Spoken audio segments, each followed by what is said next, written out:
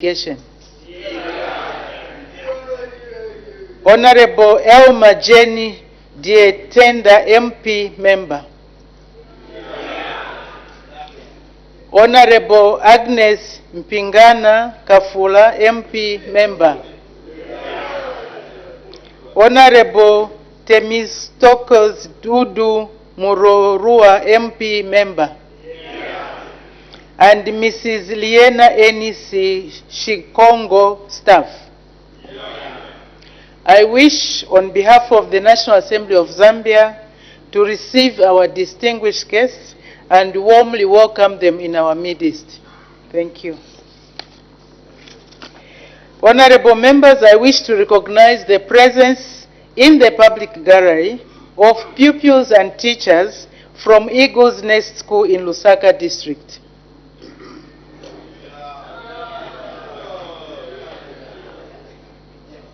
On behalf of the National Assembly of Zambia, I warmly welcome our visitors in our midst. I thank you. You may take your seats. Honorable members, I wish to recognize the presence in the public gallery of pupils and teachers from Lusaka West School in Lusaka District.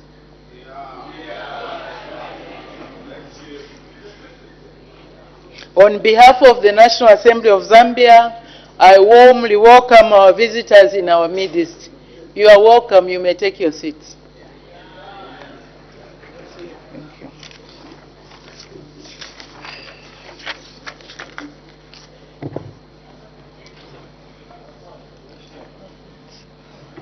They have not. So we get back to business. I have seen no indications on urgent matters without notice. So we go to the next item, questions for oral answer under Standing Orders 80. The Honorable Member for Bwana Mukubwa.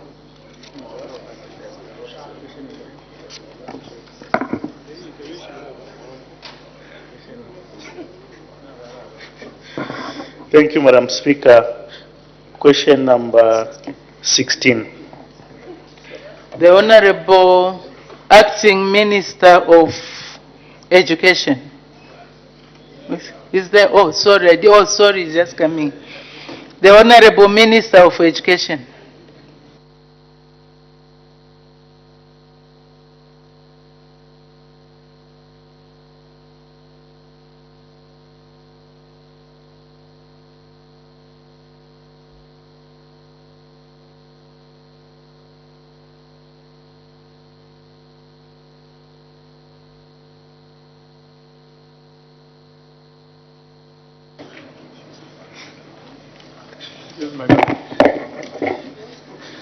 Madam Speaker, sorry for the delay.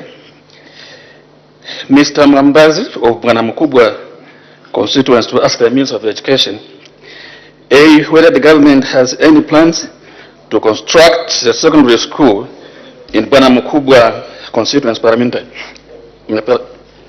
Bwana Mukubwa parliamentary constituency.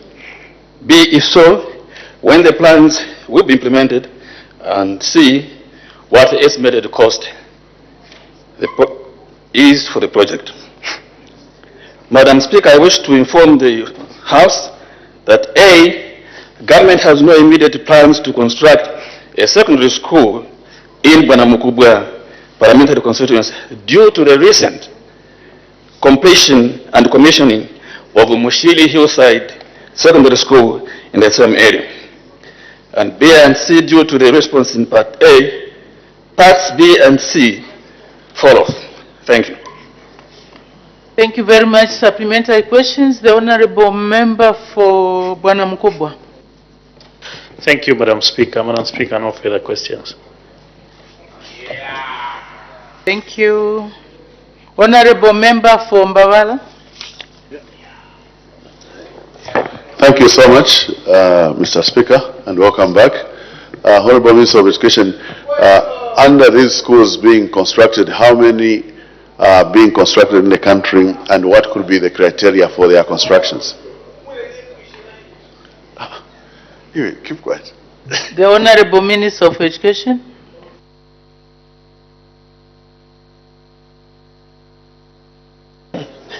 I'm not quite sure about the schools you have mentioned because this is a Bwana Mkubwa issue.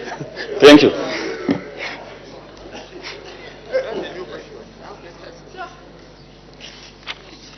We make progress. Next question, the Honorable Member for Mulobezi. Thank you very much, Madam Speaker. Question number 17.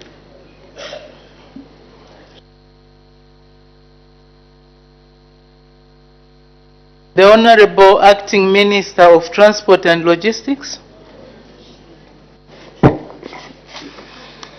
Thank you, Madam Speaker.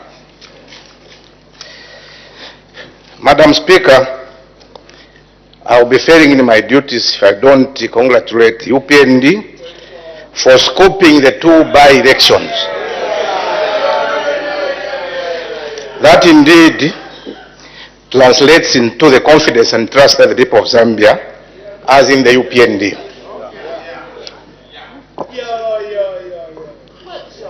Madam Speaker, Honorable Mabenga is asking the Minister of Transport and Logistics the following questions. In A, whether the government has any plans to revive the Njanji commuter train in Lusaka district. In B, if so, when the plans will be implemented. And in C, if there are no such plans, why? And the last question, Madam Speaker, when the structures that were illegally constructed on rail reserve land will be demolished. Madam Speaker, our response to the question raised by the Honorable Member of Parliament for Mulobezi Parliamentary Constituency, I wish to inform this August House as follows. In A, that government indeed has plans to revive the Njanji commuter train in Lusaka district, as well as establish commuter trains in other populated cities of Zambia. In B, indeed government will implement the project once resources are mobilized and a partner is found to revive the Njanji commuter train. One of the considerations for implementing this project is through public-private partnership. In C, obviously, Madam Speaker, stated in A that we have plans. In D, the matter of land encroachment, Madam Speaker, along the former Njanji commuter line is before the courts of law. The issues are now before the High Court awaiting judgment. I thank you, Madam Speaker. Thank you very much. Supplementary questions, the Honorable Member for Mulobezi. Thank you, Madam Speaker. There are no further questions. Thank you.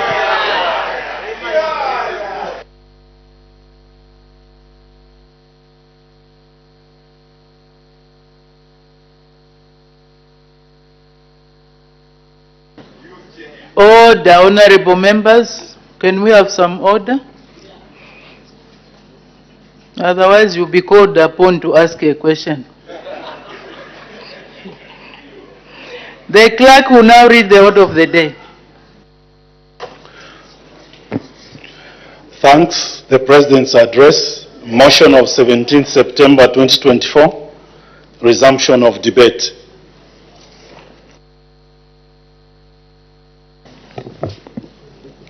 When the House adjourned on Friday, 20th September 2024, the House was considering the motion moved by the Honorable Member for Kankoyo that the thanks of this Assembly be recorded for the exposition of public policy contained in the President's address.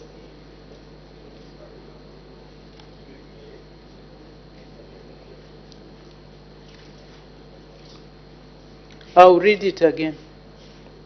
When the House adjourned on Friday, 20th September 2024, the House was considering the motion moved by the Honorable Member for Kankoyo that the thanks of this Assembly be recorded for the exposition of public policy contained in the President's address.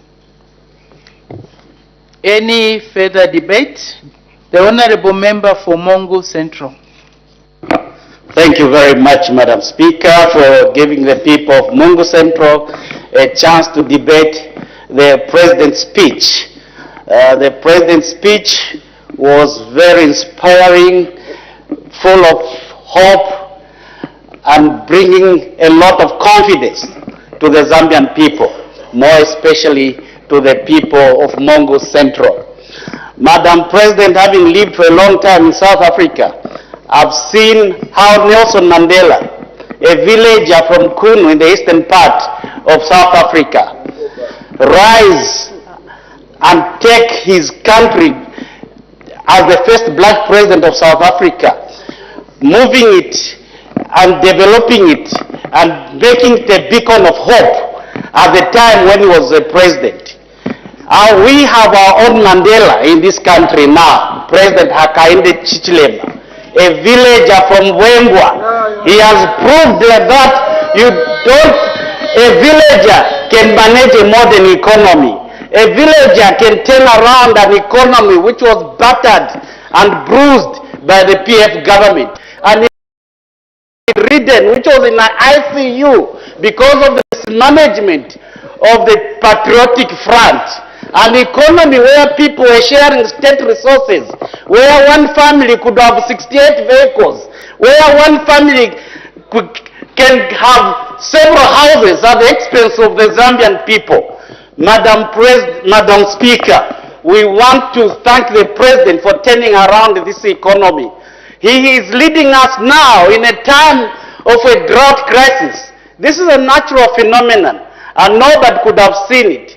Despite all this, Madam Speaker, he is able to navigate all these challenges, having even brought a supplementary budget of 2 billion so that we can take care of those who are vulnerable in our society.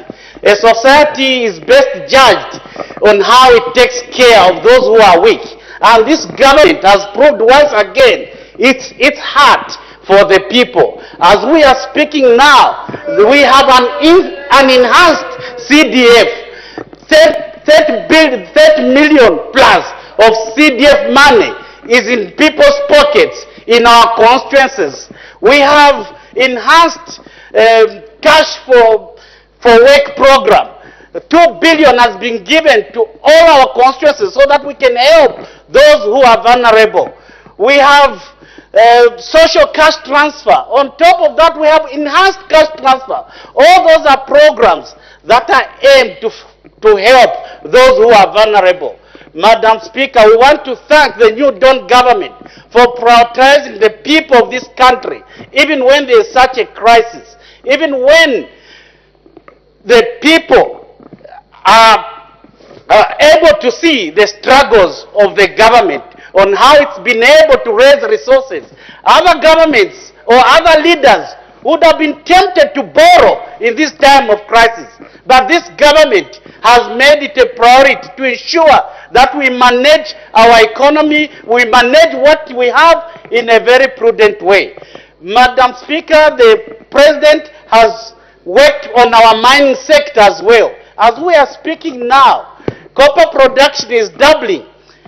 Mopani is now registering double production. This is how you manage an economy. When you produce more copper, you'll be able to sell more copper and earn forex. And when you earn forex, that's dollar coming into the country. Then your dollar kwacha exchange rate will go down. There are no shortcuts in life. That's why this president is staying the course. That's why we are very privileged to have a president right now who is not moved by what sentiments, by what people are saying, but is moved by concentrating only on doing what is right, on what will help the Zambian people. There are no shortcuts in life.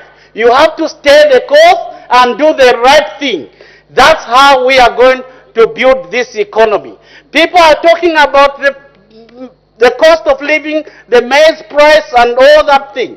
But you know, you can't just lower the price of milling meal when you are busy trying to get the farmer out of the business. You must invest into the farmer so that he's able to be attracted to remain farming, so that he's able to produce more. When you produce more, you are able to bring the price of maize down, the milling meal down. It's a question of demand and supply.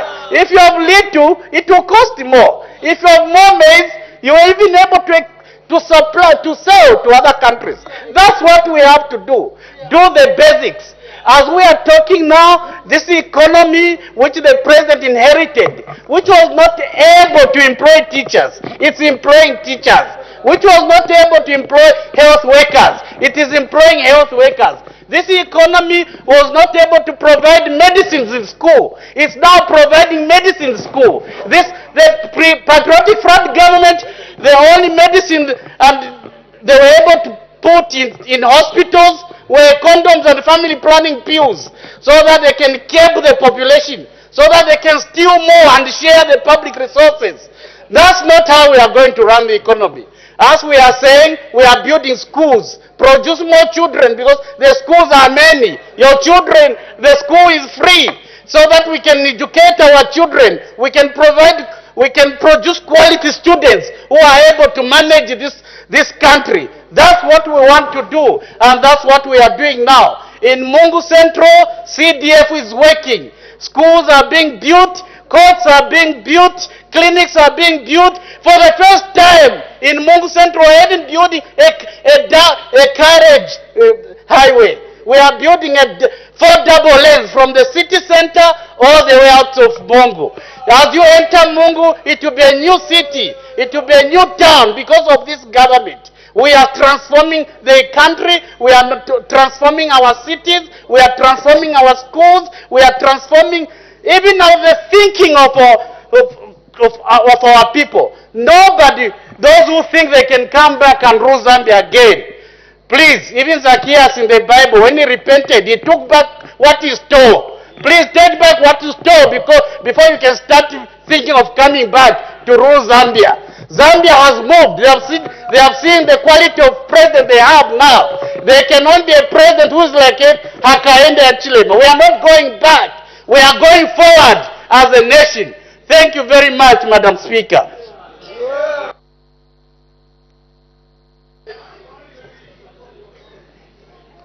There is order, honorable members. Let's listen to each other. There is an indication for a point of order from the honorable member for Ulunte. What's the point of order? Madam Speaker, I wish to appreciate the opportunity for raising this very important point of order on my honorable colleague who has just finished tendering his support for the presidential speech. Madam Speaker, Standing Order number 71 is instructive in terms of demanding of us that we must tender discourse that can be proved. That is true. Is my honorable colleague in order to speak in the manner he has spoken, accusing the Zambian people of being happy with this leadership, which has caused load shedding, madam? The leadership which has caused such high prices of mvili meal. Madam Speaker. Order, honorable member, raise your point of order. Do not debate. Do not debate. You may proceed. I will not debate, madam. I will just end by saying that a leadership which has caused so much pain to the Zambian people, and my honorable colleague can rise in the house and say accusing the Zambian people of being happy when they are so much angry with this government. I seek your serious ruling, Madam Speaker. Order, honorable members. Honorable member for Lunte, the honorable member for Mungu Central is debating from what he has appreciated and what he has seen as a citizen of Zambia. If on the other hand, the honorable member for Lunte is alleging that the people of Zambia are not happy, he has not equally also not produced any evidence to show that the people of Zambia are not happy with the leadership. So what the honorable member for Lunte can do is just to debate also, debate and bring out your views on the presidential speech. That is all we can do.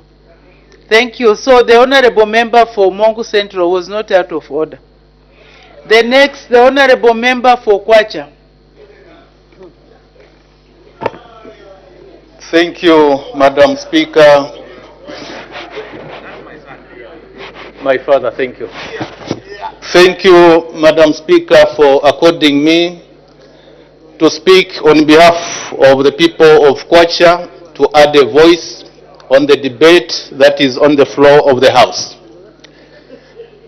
Madam Speaker, allow me first and foremost to thank the Republican President, President Hakainde Hichilema, who is also the Commander-in-Chief of the Armed Forces, for the speech that he delivered on the floor of this House on the 13th of September, Friday, last week,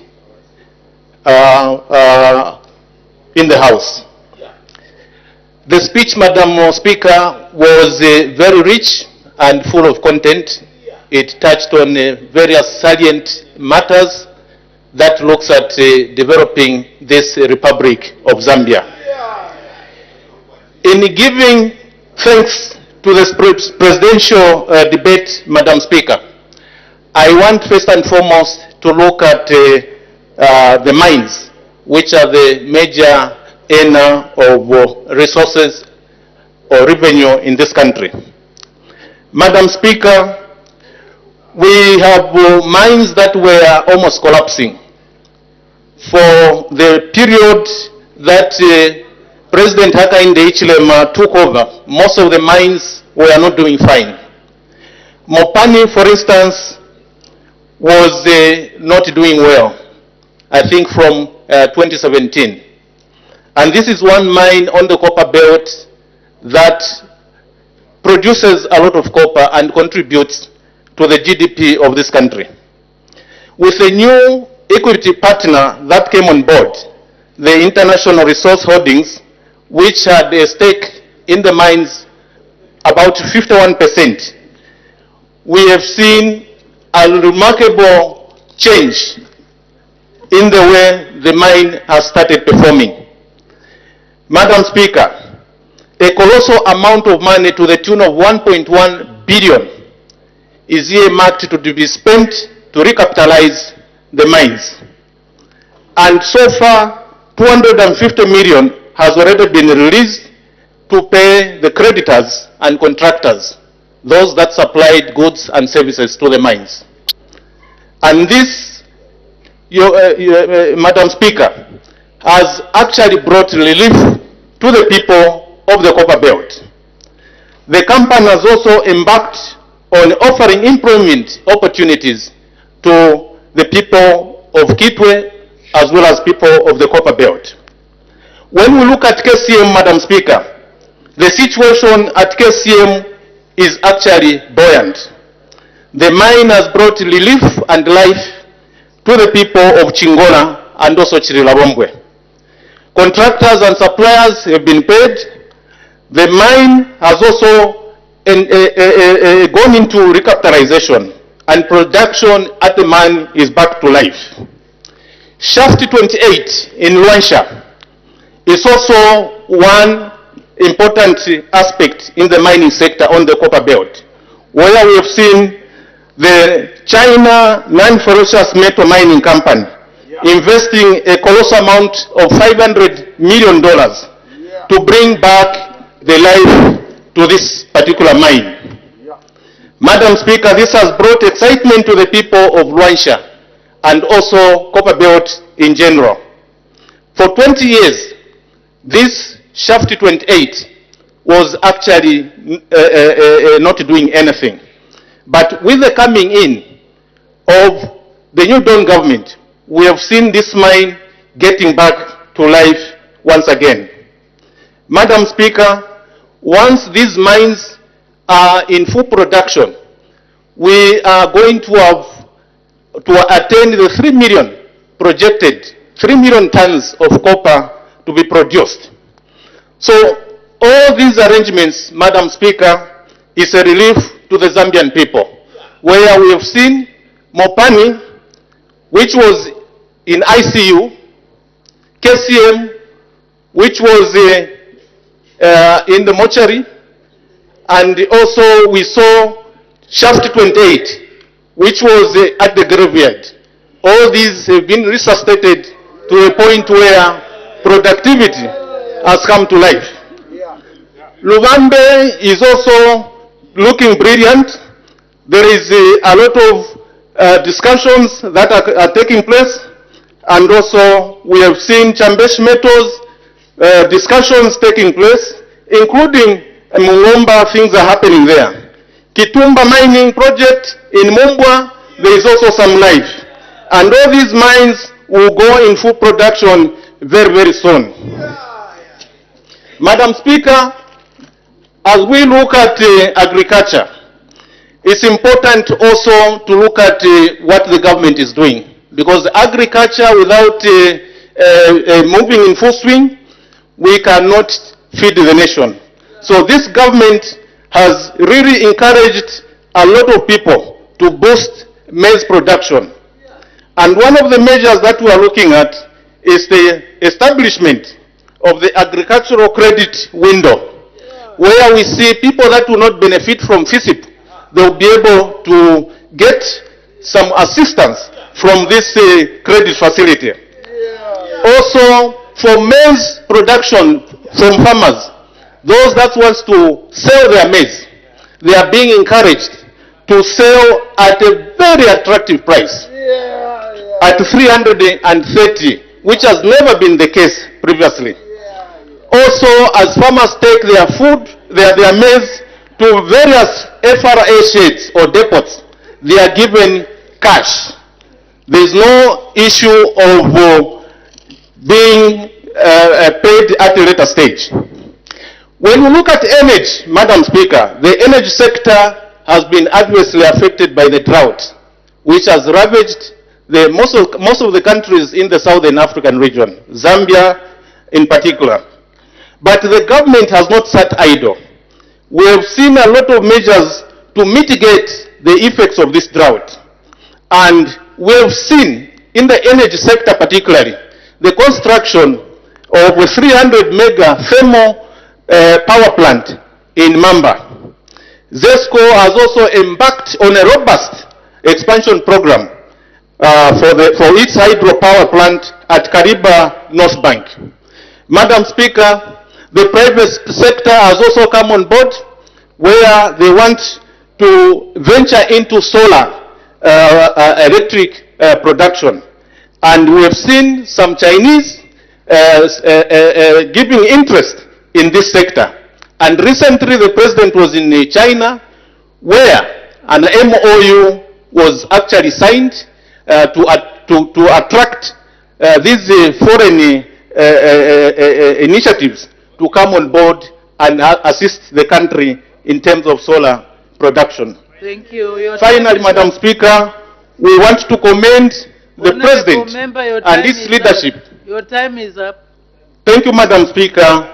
And I would like other members, honorable members, to support the presidential speech that was presented to this House. Thank you, Madam Speaker.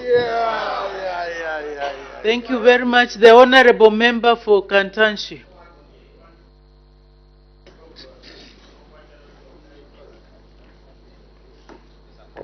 Thank you very much, Madam Speaker.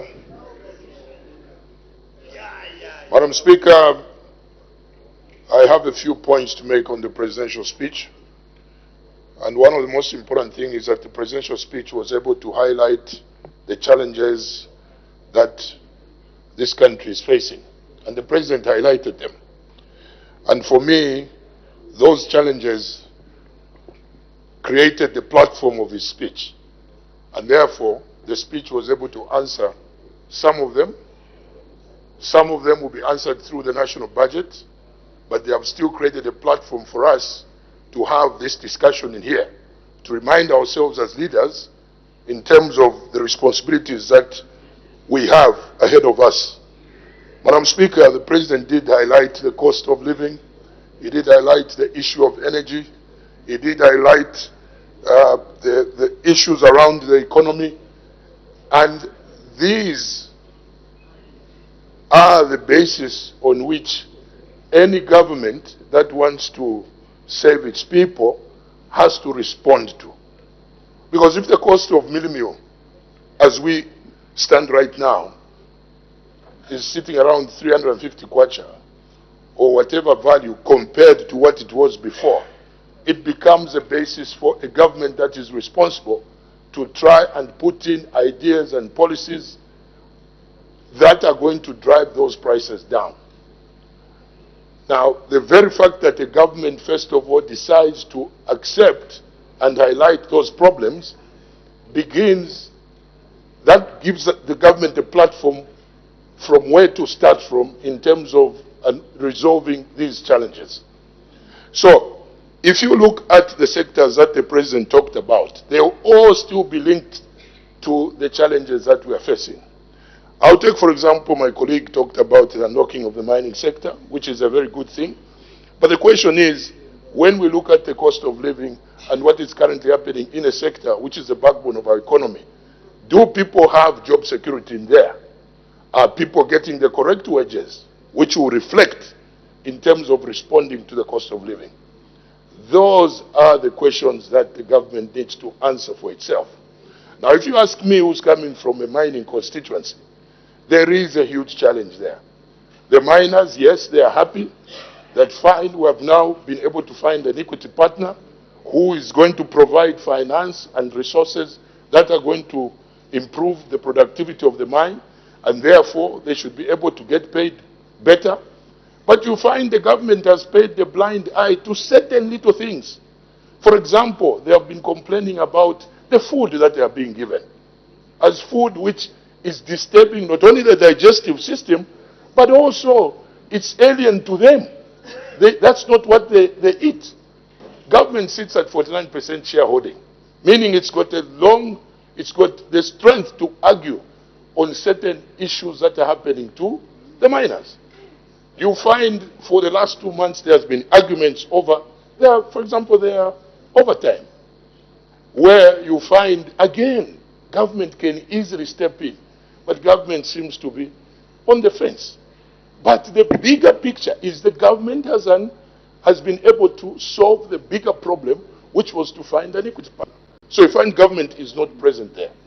So under that score, in addition to the success that the government has made in the mining sector, particularly speaking from Panamine, I would want the government to interrogate further in terms of their own presence to see whether those benefits that have been made at national level are really trickling to domestic level, so that the joy that the government would be talking about is actually being felt in the mine itself by those ordinary miners.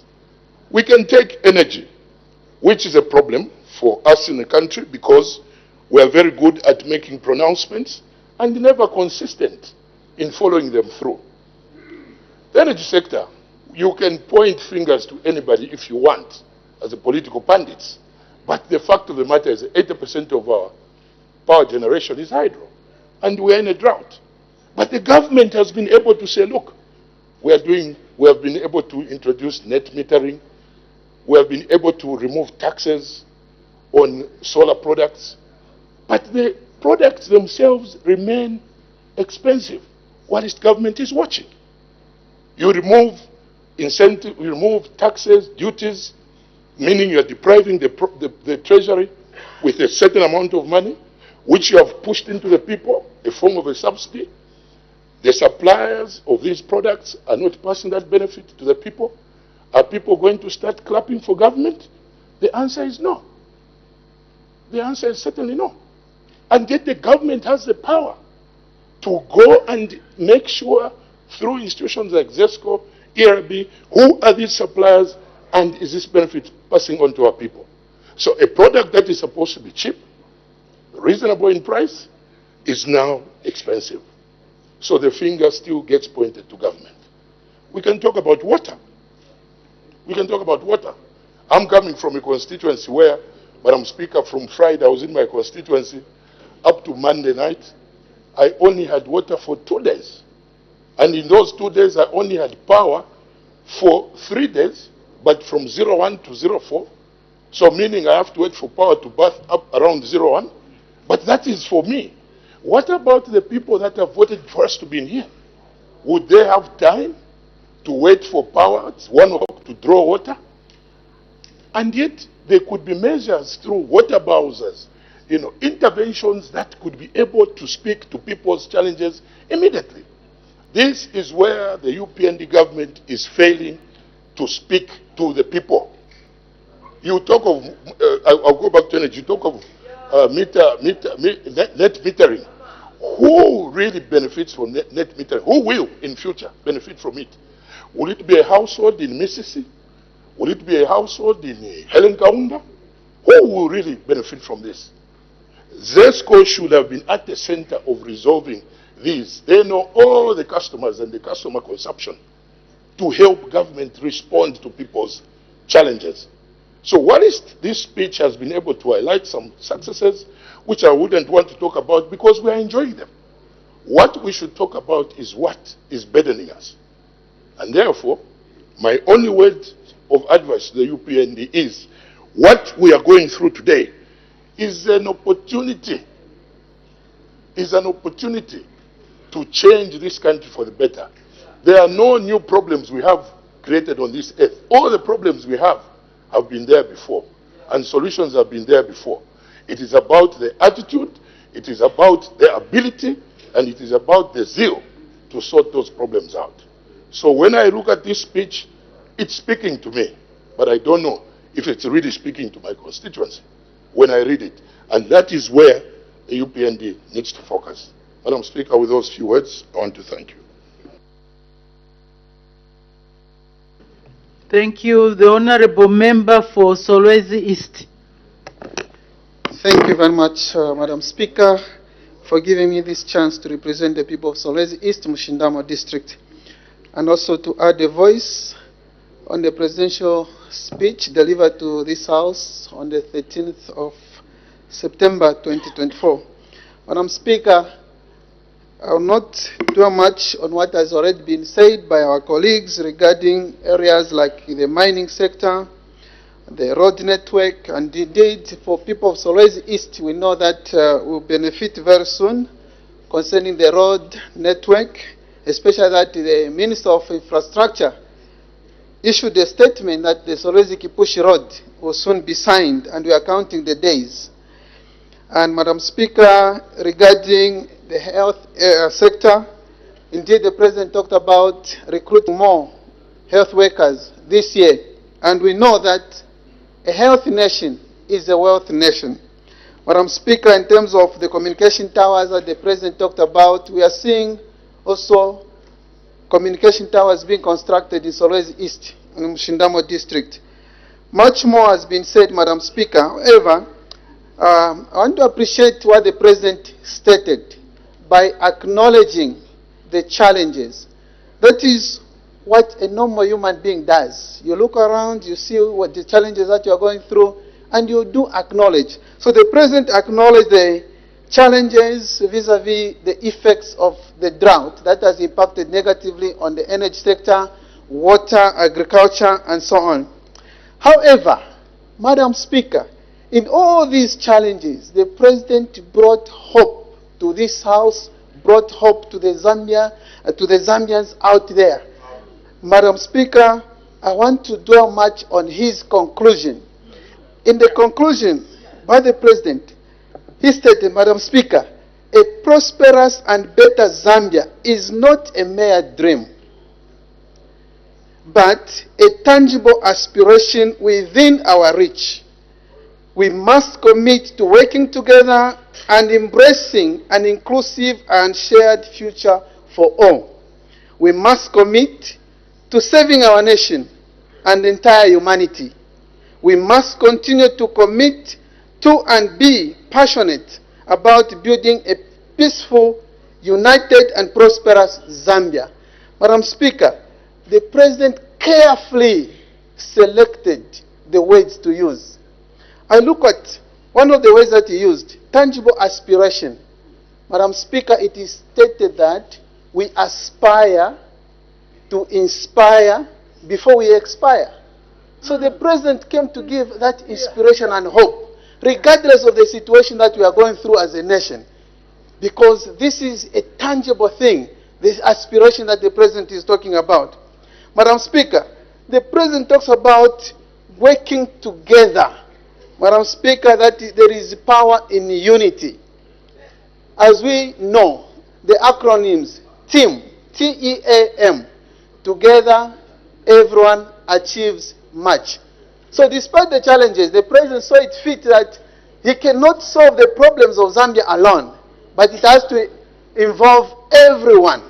And here we are, as members of parliament, to help the president to fulfill that dream, to help the president overcome these challenges. Madam Speaker, if you look at what the president talked about, that we must embrace and include the shared future for all. We saw in the past where some people are saying stealing for the future if you want to live well. But the president is also looking at the future. It's not about stealing for the future in order to make one live well, but to make sure that there is hope for the young generation, there's hope for the future generation. Madam Speaker, if we look at the sentence when the president says we must commit to saving our nation, this is service above self. It's very, very important that we save our people above self-justification, as we have seen it in the past. Madam Speaker, you cannot subtract the power of unity when the president talks about building a peaceful, united, and prosperous Zambia. Again, we see humanity coming into play there. This is the purpose, the hallmark of creation. It is to save humanity. And Madam Speaker, you cannot save humanity if you are selfish. You cannot save humanity if you have no vision. And this is why the president came to share the vision in this house, or to this house, to the nation. Madam Speaker, if you look at the creation, how mankind has been created, we are meant to prosper. Look at our design. The nose, the face, everything is situated where? In front. Why? Because we need to move forward, not behind. Because only the is behind. Okay? But the president gives us that inspiration, regardless of what we are facing. We have the future. We have the hope. Against all odds, Madam Speaker, even the children of Israel, when they were faced with situations, they faced the situations, the mountains, the enemies were pursuing them, but Moses gave hope to the people. He gave hope. We know that many people are complaining, hunger, this, electricity, no bathing, this and that, left by, of course, our colleagues. But, Madam Speaker, the president gives us hope. So Zambia should not lose hope. And this is what we have seen. Even the grace of God being upon this nation, it has begun to show the signs that we are going to recover. The rains have started somewhere. Why? Because we know that the one who created this country, one who allowed us to go through these challenges, has given the president with a vision to overcome. And this is why the president is calling for unity. Let us stand together. We shall overcome. We don't want to see confusion. Madam Speaker, it only takes... No, when people are united, we see it even in creation. When people are united to build a tower of Babel, it had to take God to come down in order to cause confusion in the language. Because he knew that once people are united, nothing is impossible. They shall overcome. And so, the president came to unite us, to encourage us. Members of parliament, we ought to be united. We ought to stand with the president so that we are able to overcome all these challenges. Madam Speaker, this is the hope. So this speech by the president is full of hope. I encourage those who have got no hope to put hope in the person who is the captain with the vision. And this is the president of the Republic of Zambia, Dr. Hakainde Hichilema. So why worry? It is like when those disciples were in the boat, Madam Speaker, there were storms here and there. They started weeping and crying, but the master was there sleeping. And we know that our big calculator, the president of Zambia, is busy calculating formulas on how we have to overcome, on how we shall come out of this agony that we are going through. So let's give him the time, because he has assured that we have hope to overcome. So why worry? You can wind up, Honorable I thank you very much. The Honorable Member for Mukushi South.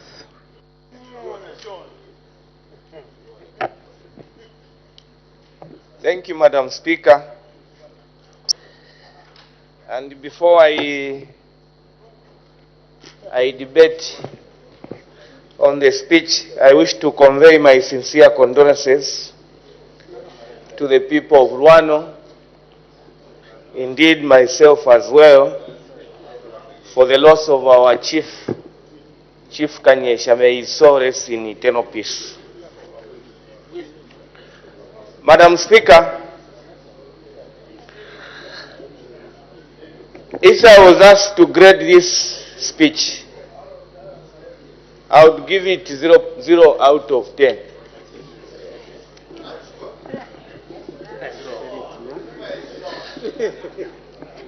Madam Speaker, my debate will center on rule of law.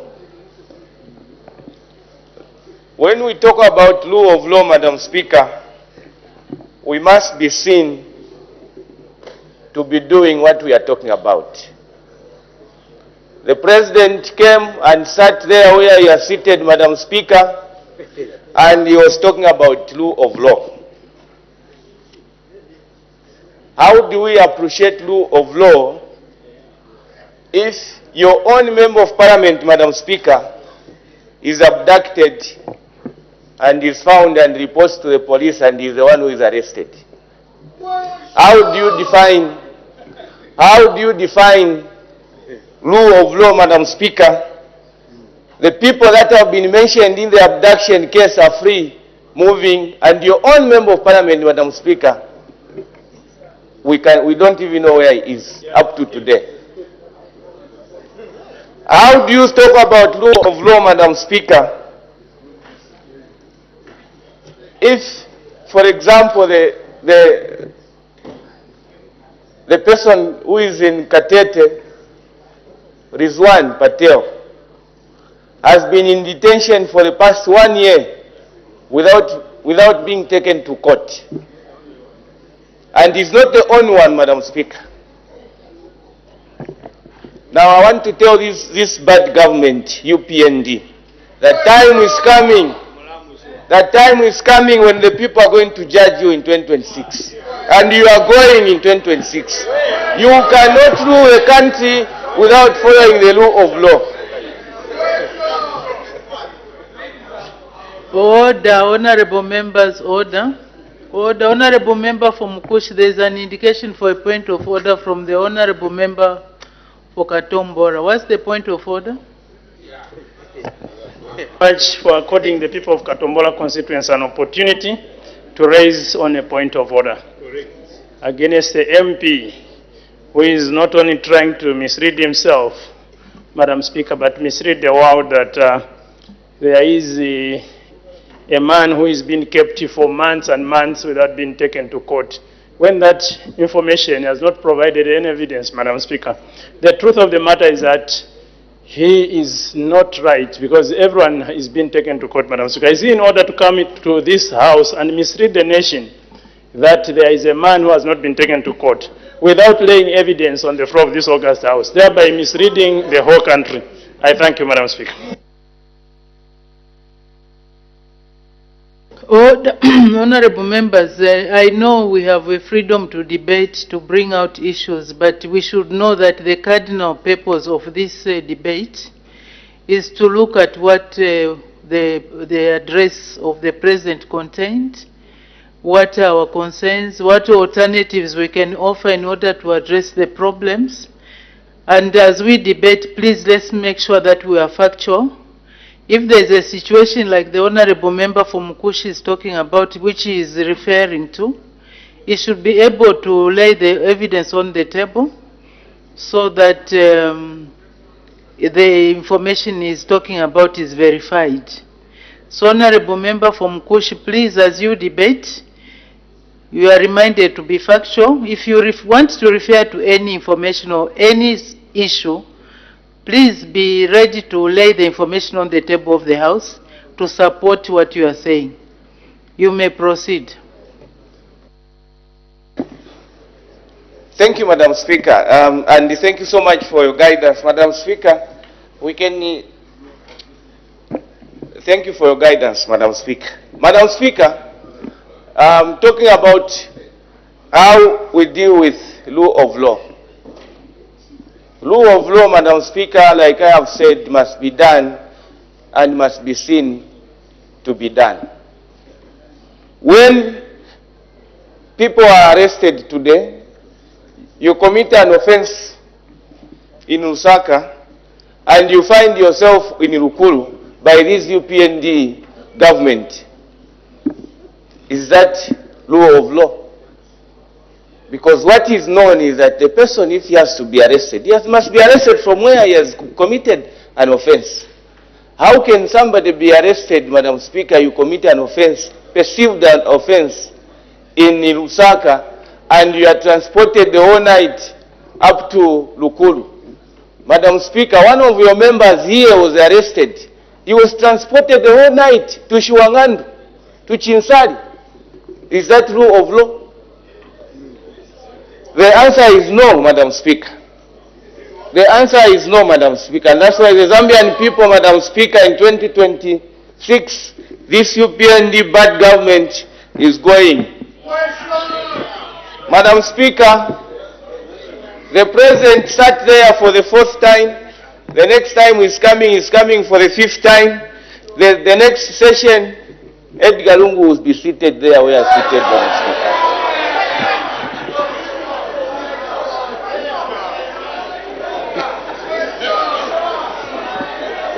Because UPND is a bad government, they have failed to provide leadership.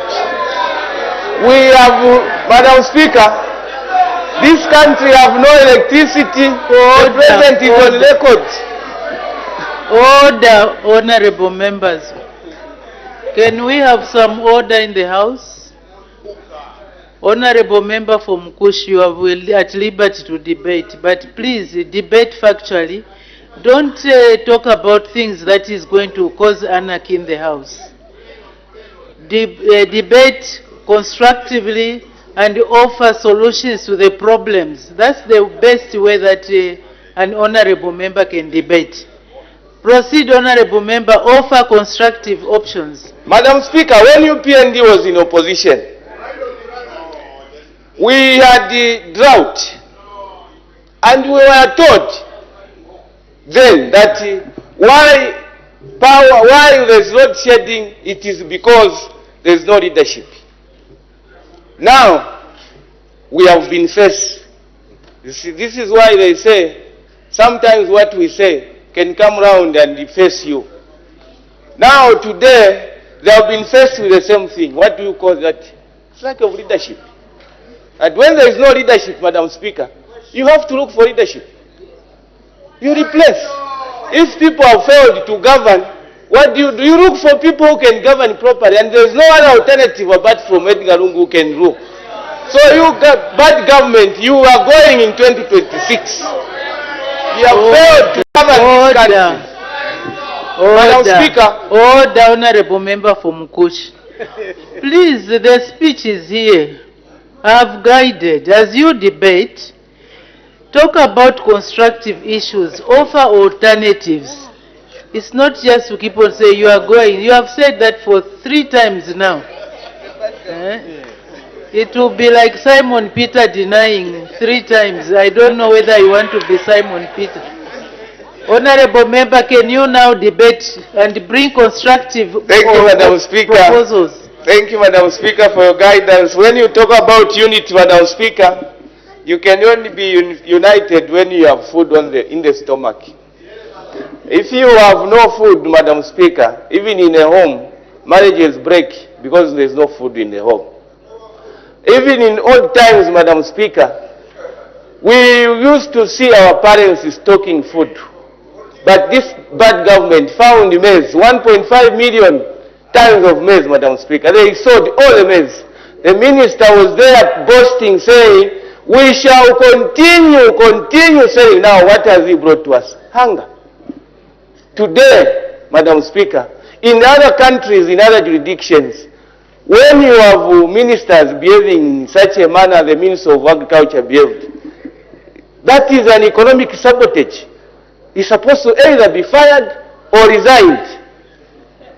So my appeal, Madam Speaker, is that as leaders, we need to show unity by ensuring that the people of Zambia are being taken care of nicely. Now, today, Madam Speaker, I came from the constituents. There is no fertilizer. The allocation is pathetic. That's why I'm saying, Madam Speaker, that this is a bad government. They have no heart for the people. The way fertilizer has been allocated, Madam Speaker, you cannot like it. People are being given promissory notes of coming to start sharing one bag per farmer. How can a farmer do proper farming and yet we are giving people fertilizer, one bag? You can question. The Zambian people will teach you a lesson. You can question. You haven't got 1 year to go. You can question. Madam Speaker, you can find out how much fertilizer we have been given in Rwanda. Then you will see that it is true what I'm talking about. That's why I'm saying, Madam Speaker, that the President made a clarion call to ensure that the fiscal support is enhanced, but what is on the ground is different from... Can you conclude, Honorable Member? What is on the ground, Madam Speaker, is different from what His Excellency talked about. I thank you very much.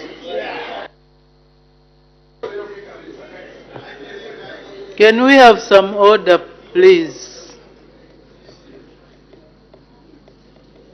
I can see the Honorable Member from Kush has lost weight because of hunger. If that is anything to go by, he looks very healthy. The Honorable Member for Chipili. Thank you, Madam Speaker, to give me this opportunity to make few comments on the motion which is on this floor of your house, Madam Speaker.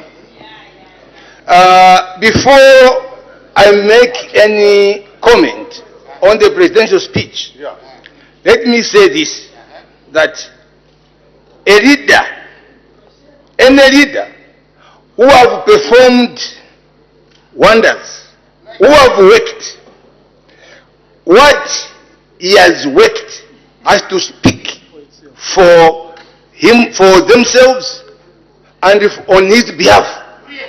But when you hear a leader praising himself, then you must know that he has done nothing.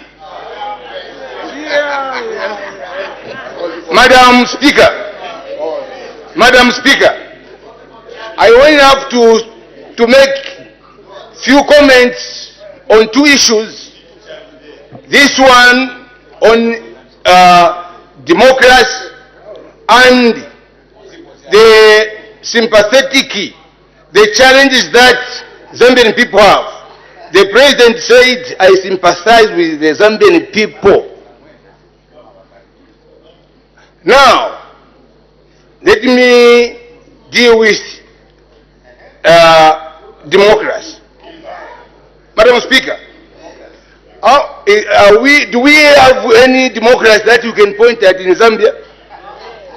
No. Why I'm saying no is that in order for us to enhance democracy, this government must be allowing the opposition to be having rallies. They should have the expression, they have to be communicate. They have to communicate with their members to explain their manifesto, so that at that day when it comes, the people of Zambia will be able to make an informed decision based on the information that that political party had been sharing. That's how we can enhance democracy. So far, Madam Speaker, when you look at page 9, the President talked about democracy. Okay? He mentioned the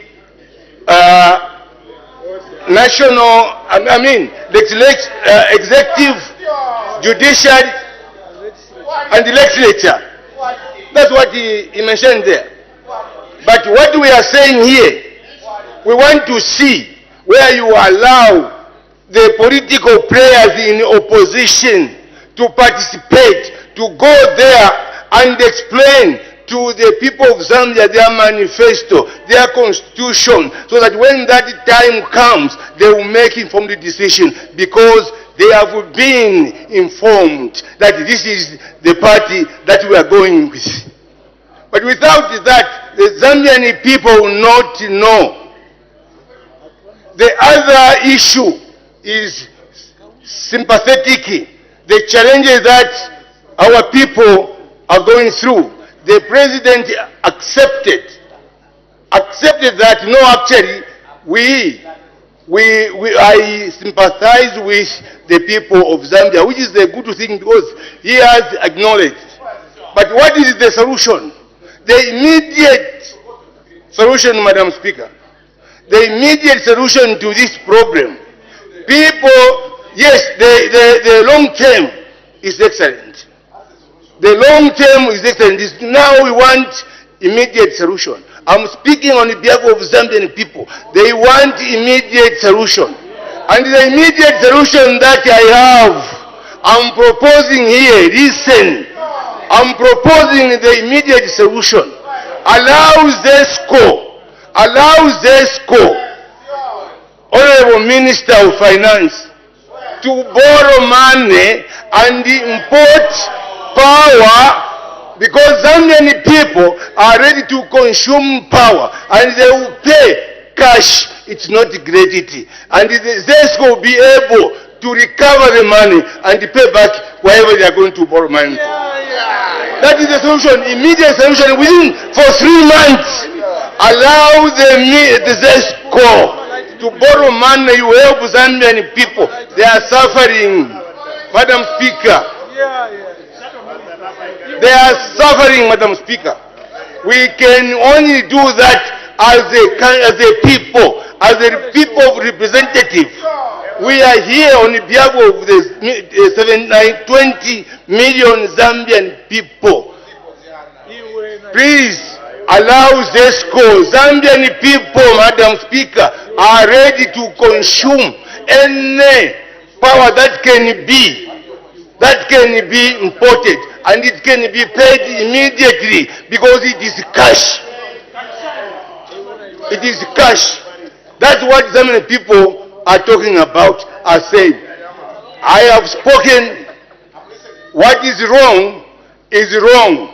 What is right is right, period. Thank you, Madam Speaker.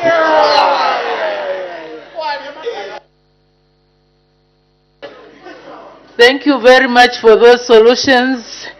The Honorable Member for Siavonga. Thank you very much, Madam Speaker. Madam Speaker, before I even get into my debate, I want to remind my colleagues, those that have debated, that at times you have very short memory. That one of our members, Honorable Member for Sesheke, who speaks from here, bundled all the way to Kasama, under the same people. Yeah. When when we had the drought and Zambians complained about electricity, they were mocked that they can even go and urinate in the dam, in Kariba Dam. Yeah. That's what they are saying. The same people. We want to appreciate the Republican President. Honorable Member, I know the word was used somewhere, then The word that you mentioned, I think is unparliamentary. I withdraw it. Thank you very much, Madam Speaker. Madam Speaker, I want to appreciate the President, the Republican President, for being very strong and intelligent. A true leader, or the character of a leader, Madam Speaker, is measured in difficult times, and is measured on the way somebody will navigate and come out of a difficult situation like the situation the Zambian people are facing today. We have seen that government, because of the problems which the President admitted, that yes, we are facing a lot of challenges. We are going through a very tough time as a country. But government is not sleeping. Government has put in place a lot of interventions to make sure that Zambian people are assisted or are helped. If you look at the President, of course, he reaffirmed his position that no one should go or should die out of hunger. No person should be hungry in Zambia. And by so doing, he outlined the measures that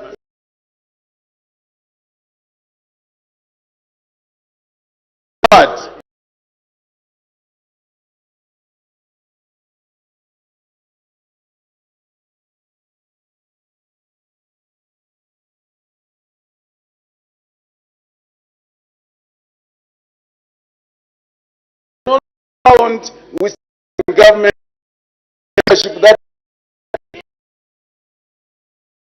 during solution, even the dual carriageway, Ndola, Lusaka Ndola dual carriageway, that is being done at the right price. And when you hear some debates, the debates that are coming from our colleagues, you would just, realize that there is something that they are missing, which they used to enjoy. But they have no solutions to the problems that this country is facing. In the midst of all these problems, the government is able to employ. The government is able to increase the CDF. All of us here, as we are seated in this house, Madam Speaker, we have our children, we have our nieces, we have our nephews, we have our uncles employed into the civil service. It's not something that anybody can doubt about. And when you look at the CDF has reached every corner of this nation, even them that are saying they are coming back and UPND is going away in 2026. It's allowed to dream. It's allowed. You can do that. But what is it that you are bringing on the table that Zambians will get attracted to and say you can come back? There is nothing. There is no solution that I've ever heard that is coming from our colleagues from the other end, except to criticize, except to bring allegations, except to say anything that they want to say without offering any single solution to the problems that we are facing today.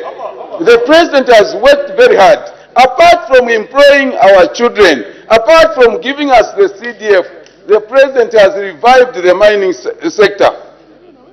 If you go to Copper Belt now, people are very happy, and members of parliament from Copper Belt, including the provincial minister, is smiling.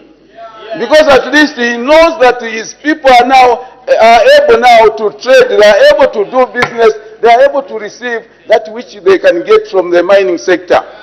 In agriculture, Madam Speaker, the government has increased the loan facility from 400,000 to 1.2. It's a caring government, which cannot be found with our colleagues on the other side. We know that we had been in this situation before. In 2019, where people were fed with maize bran, there was no solution at all. We were here and we argued and we were told you can go anywhere. At times we were told go voted way. It's because of the way you vote.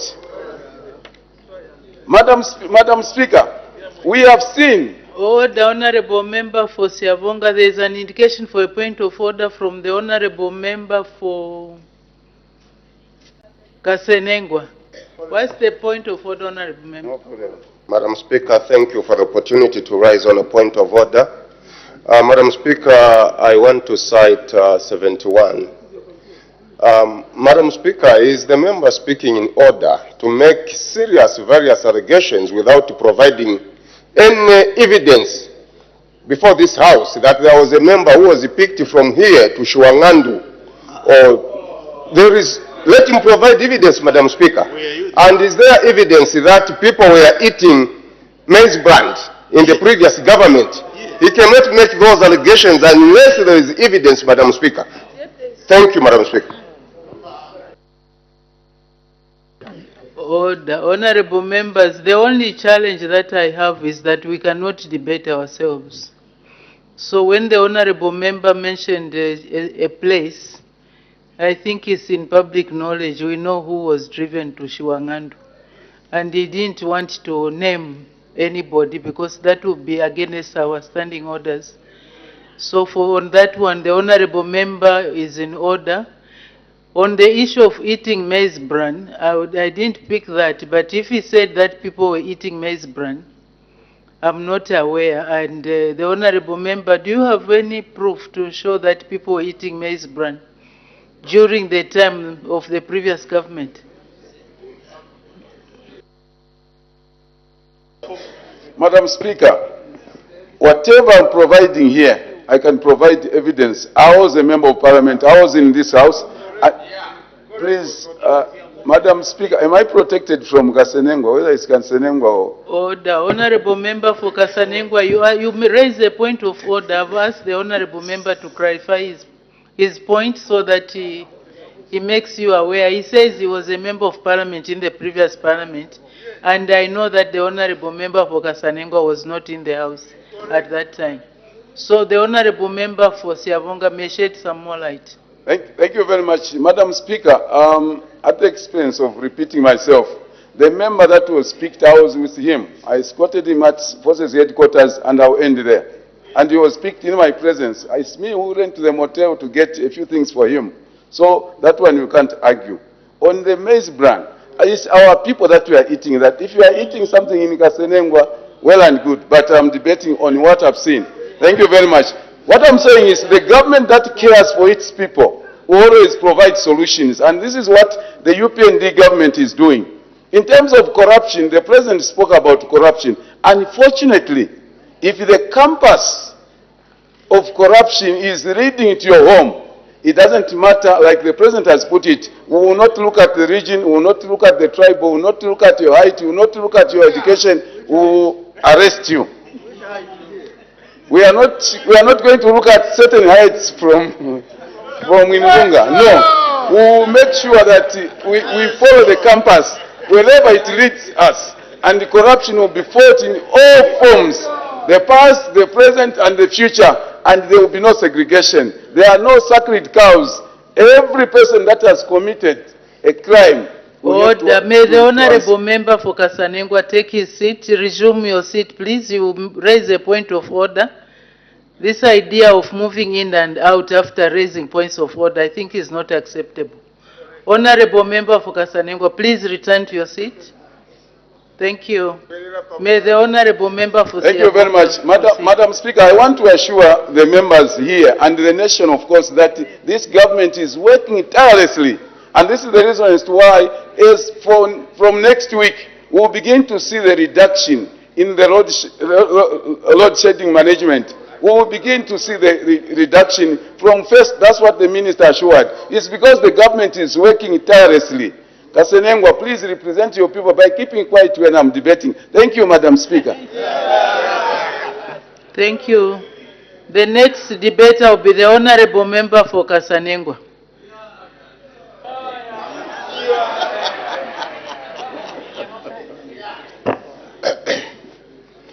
Madam Speaker, thank you for the opportunity given to the people of Kasenengwa to debate this afternoon. Madam Speaker, I will start my debate referring to the way the President, Madam Speaker, opened up his address to this House last Friday, where he did recognize the way you are running your business in this House, the way you are presiding over the affairs of this House, the way he described, in short, Madam Speaker, or hypothetically, how democratic we are as a legislature. Madam Speaker, I want to refer to the rule of law. I do not really understand how we can proudly come to this House and talk about the rule of law when your member speaking here has never had chance to interact with his people freely in his constituency. At every time I move into my constituency, I have to move like a thief, as if it is not my constituency. Like I'm on a wanted list because the police are always hunting for me. And yet here we want to come here and talk about the rule of law. What rule of law are we talking about? The Honorable Member for Kasanengwa, did you ever take the time to notify me of your challenges visiting your constituency? Have you ever been to my office to tell me so that we can find means and ways of assisting you? Thank you very much, Madam Speaker. I have personally never been to your office, but I did raise this matter in this House, which was ably attended to by the Minister of Home Affairs. But this trend, Madam Speaker, has never stopped. The last one, Madam Speaker, was having a meeting with a group of headmen where police came to disperse that meeting in a democratic country, a country that thrives on the rule of law. And we can come to this House and even proudly talk about the rule of law when we do not even practice it. What messages are we sending to the people out there? A terrible message that we are never serious with what we say. We are never serious with our pronouncements in this House because we do not preach what we say. Okay? We preach in this House to mislead the sorry, people. Honorable Member for Kasanengwa, there is an indication for a point of order from the Honorable Member for Solwezi East. What's the point of order? Solwezi East. Yes. Zambezi. For the record, Zambezi. Madam Speaker, Member of Parliament for Zambezi East. Zambezi East, yes. Thank you very much, Madam Speaker, for giving the opportunity to rise on this very important point of order. When we debate on the floor of this House, the public take it as a gospel of truth because we are leaders and representatives of the people. So when one of us intentionally misleads the public and it goes on record unchallenged, it becomes a record as though that's what is happening. Is the Honorable Member for Kasanengwa in order to continue on that trajectory of insinuating that police are disrupting members of Parliament as they traverse their constituencies with meetings with headmen and the like? And is he in order to continue on that trajectory even after you have guided and asked him whether he has at any time expressed this concern than waiting for this time to debate so that he sends the wrong signal to the public out there? Sanengwa, please, as we come to the House, let's not debate ourselves. If we have any concerns which are administrative in nature, the office of the clerk is open, my office is open. Please bring your concerns and then those concerns can be addressed. Right now, we are debating the address by the President to place on record the motion of thanks to the President on the speech. So, Honorable Member for Kasanengwa, please let's stick to the President's speech. If you have any concerns, you outline which concerns you have and you offer solutions as well. You may proceed. Thank you very much, Madam Speaker. Madam Speaker, on page 2, the President talked about the adverse weather conditions that we have suffered in this country. A shortage of rainfall, which has consequently affected the supply of electricity. Madam Speaker, I would have appreciated it more and said thank you to the President if he said as it was in the days of the PF, when load shedding meant lack of leadership.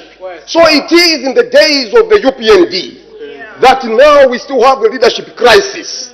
Because if it was good or bad for the PF, it must be good and bad for the UPND as well. So a leadership crisis in the PF is also a leadership crisis in the UPND, Madam Speaker. I would have appreciated if it was said that we are still suffering the same consequences compared to Dubai, which has never received a single drop of rainfall. Here, at least, we had some rainfall here and there, but we still have a crisis in the energy sector, and we still have a crisis in the leadership. Zambians, we are going to appreciate that narrative, Madam Speaker. With those, Madam Speaker, I submit. Thank you. Anyway, you debated. The Honorable Member for Nyimba. Thank you, Madam Speaker. The issue of hunger in the country, Madam Speaker, I don't wish to go in there because in my constituency the situation is getting bad day in, day out. Madam Speaker, let me acknowledge the investment which was done last year, especially on agriculture credit window. This was a good initiative. It's sad that we didn't have enough lanes so that we have enough food for our country. Because of this drought, Madam Speaker, constituencies like mine are badly affected. And my appeal to the Vice President is that the rate you are giving us, we are appreciating, but can you double it? Because my constituency is vast. It's 12,000 square kilometers, 145,000 in terms of population. What we are receiving, yesterday, Madam Speaker, at a meeting when people told me, vataliako lero, nye vabwino katikalieko lini, vyakine. Meaning the food I bought on that particular day was the best I've eaten so far since last year. So my plea is that can we please double our efforts in these areas. We are not lazy people. We are just affected. We never beg for food. We provide our own food and we export food to towns like Lusaka, Madam Speaker. I just want to ask government, the issue of livestock, we are saying we need to increase. This is a subsector which practically in our provinces, especially in a constituency, has been neglected. Speaker, since mistaken.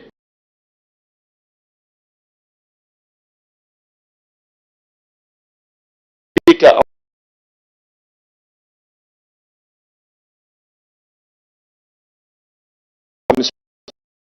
as low as 3,000 kwacha. We cannot sell to suckers.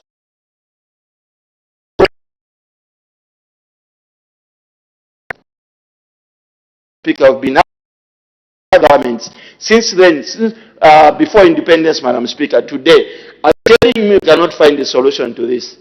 What kind of people are we when we see a problem and we are not attending to it? Madam Speaker, we are now, people are coming from Malawi to buy the same cattle and taking it to Malawi at 3,000 kwacha. And this is hurting because it's like all governments have never looked at this, they've never paid attention to this problem. Let me thank the government for this year, Madam Speaker, for increasing agriculture support program from 400 million to 1.2 billion, Madam Speaker. That's about 300% increase. That's not a joke. This is how things should be done. But my plea to my Minister of Agriculture, Madam Speaker, is that, Minister, these vouchers, I'll repeat again, these swiping ATM or whatever you call them, can they be credited? We don't want to be imbalanced to start explaining people why they have swiped today, the agro dealer is not credited. This will imbalance you as executive, and you'll be given time to start explaining when we don't have answers. When you are the only person with answers, with my vice president there. So we want this. This is too much money. 1.2 billion. So we don't need excuses. We need people to do what is needed for this country. People are eager to cultivate, and don't disappoint them. If you disappoint them, Madam Speaker, if you disappoint them, we're going to lock him up from his office so that he does his job. We don't need him in Parliament because he's just going to come and start giving. Please don't come to this Parliament until you sort out that thing. Madam Speaker, let me also talk about mining sector. Yes, we appreciate the investment which has been invested, Madam Speaker, in the mining sector. This is how it should be going. But I have an issue, Madam Speaker, on our small-scale miners. We need to encourage them as a country. These multinational companies we are seeing coming into Zambia, they started from as small as they can, but because their government supported them, that's why you see now today they are Cold-Faced Quantum, Barrack, whatever, because where they are coming from, they were supported. What is it that we are doing to our small-scale miners? Are we helping them? Are we investing in this small-scale miners? We are not. All we do is to call them illegal miners. Yes, we haven't done much in terms of education. Madam Speaker, a grade 4 child today in Germany is taught about mining. What else in Zambia, Madam Speaker? A grade 7 pupil, Madam, even a Form 5, doesn't even know what is mining. You want to run mining at University of Zambia. What kind of people are we? So these are the things we should start tackling. Because if somebody starts a career from as early as 12 years, 10 years, this is going to be imparted in that person, and practically that person is going to understand what's supposed to be done for our mother country. So this issue of calling those who discover minerals with their hoes when they are cultivating as illegal miners should come to an end. Instead of calling them illegal miners, let's help them. Today, Madam Speaker, if you go to Mapatiza, there is lithium in that area. If you go to Nyimba, Madam Speaker, there is high grade of lithium. What is it that we have done about it? We are still drafting the laws. We are still sitting down to say how we're going to do it. What kind of people? We cannot. This is the time we need to start moving as a country. Madam Speaker, we have God everywhere in this country. But all we do, it's a rush God. People are beaten. You are illegal miners. Is it not time that we should start finding solutions to these minerals we are discovering? This is, Madam Speaker, this is what should be done. For me, I ask the executive to see to it that let's find a solution, let's empower our people, and practically the Minister of Finance should open up Bank of Zambia. The Bank of Madam Speaker, Bank of Zambia should start buying gold from small-scale miners. If you go to Rwano Valley, Madam Speaker, my constituents comes up to Rwano Valley. Immediately after the rains, you'll be shocked how many GXs are there, all speaking Swahili from Tanzania. They get the gold and sell the gold in Tanzania in their banks. For us, we need to sit and start drafting a police how to do it. Surely, we have people in the offices. What is it that they do when they cannot come up with a police within 7 days? These are the things we should be looking at. This country is not a poor nation. This country is not poor. Madam Speaker, let me end by talking about the very important things for the people of Nyimba. And I know some people are going to argue because they believe what is from the light is bad, what is left is bad. Madam Speaker, the issue of delimitation, the issue of touching the Constitution, we can only tackle delimitation after we tackle the Constitution. Today, Madam Speaker, whoever is going to speak about delimitation in Nyimba, the people of Nyimba can just chew that person alive because they understand how big it is and how challengeable it is. We sit at 145,000 people. Other constituencies and districts, Madam Speaker, with the same numbers we have, with 10 times lesser geographical areas than Nyimba, they are given 2 or 3 constituencies. Why? These are the questions you should be asking. Yes, Madam Speaker. Madam Speaker, in terms of telecommunication. Order, your time is up, but I just allowed you because you touched on something new, which I didn't hear any honorable member raise, at least for today, the issue of delimitation, which I believe has not been raised. So you can wind up. Thank you, Madam Speaker. Madam Speaker, it's very important for us to develop as a nation. We need to look at those constituencies which are vast, and we need to agree. We should sit down, Madam Speaker, and come up with a same position, whether independent, executive, ruling party, and the main opposition political party, Madam Speaker, and agree in some of the important issues. Otherwise, we are doomed as a country. Thank you so much. Thank you very much. The honorable member for Mangango. Thank you so much, Madam Speaker, for giving the good people of Mangango an opportunity to have a say in the presidential speech. Before that, Madam Speaker, I would just like to say thank you for the award that we have just been awarded in the Euro-Asia meeting where you're just coming from. Madam Speaker, we are very proud of you. Thank you. Madam Speaker, I would like also to give thanks to the President for the very, very good speech, and a speech that is giving hope to the Zambians that he spoke on the floor of this House. Madam Speaker, the President talked about a lot of things. I will just highlight on some of them. Madam Speaker, the President talked about employing health personnel. This will help us have good medical services, because health personnel, Madam Speaker, are the ones that attend to us whenever we go to hospitals. Also the provision of medicines in hospitals and clinics. I believe, Madam Speaker, this is what a good president that is giving hope to the people should talk about. Madam Speaker, the President also talked about almost increasing CDF, which is very, very important. It is giving us hope, Madam Speaker, because already this far we have come. Most of us parliamentarians are actually performing well in our constituencies because of the increased CDF, which was left at 1.5 million by the previous regime, and now it is at 30+ million, and it's expected again to go up.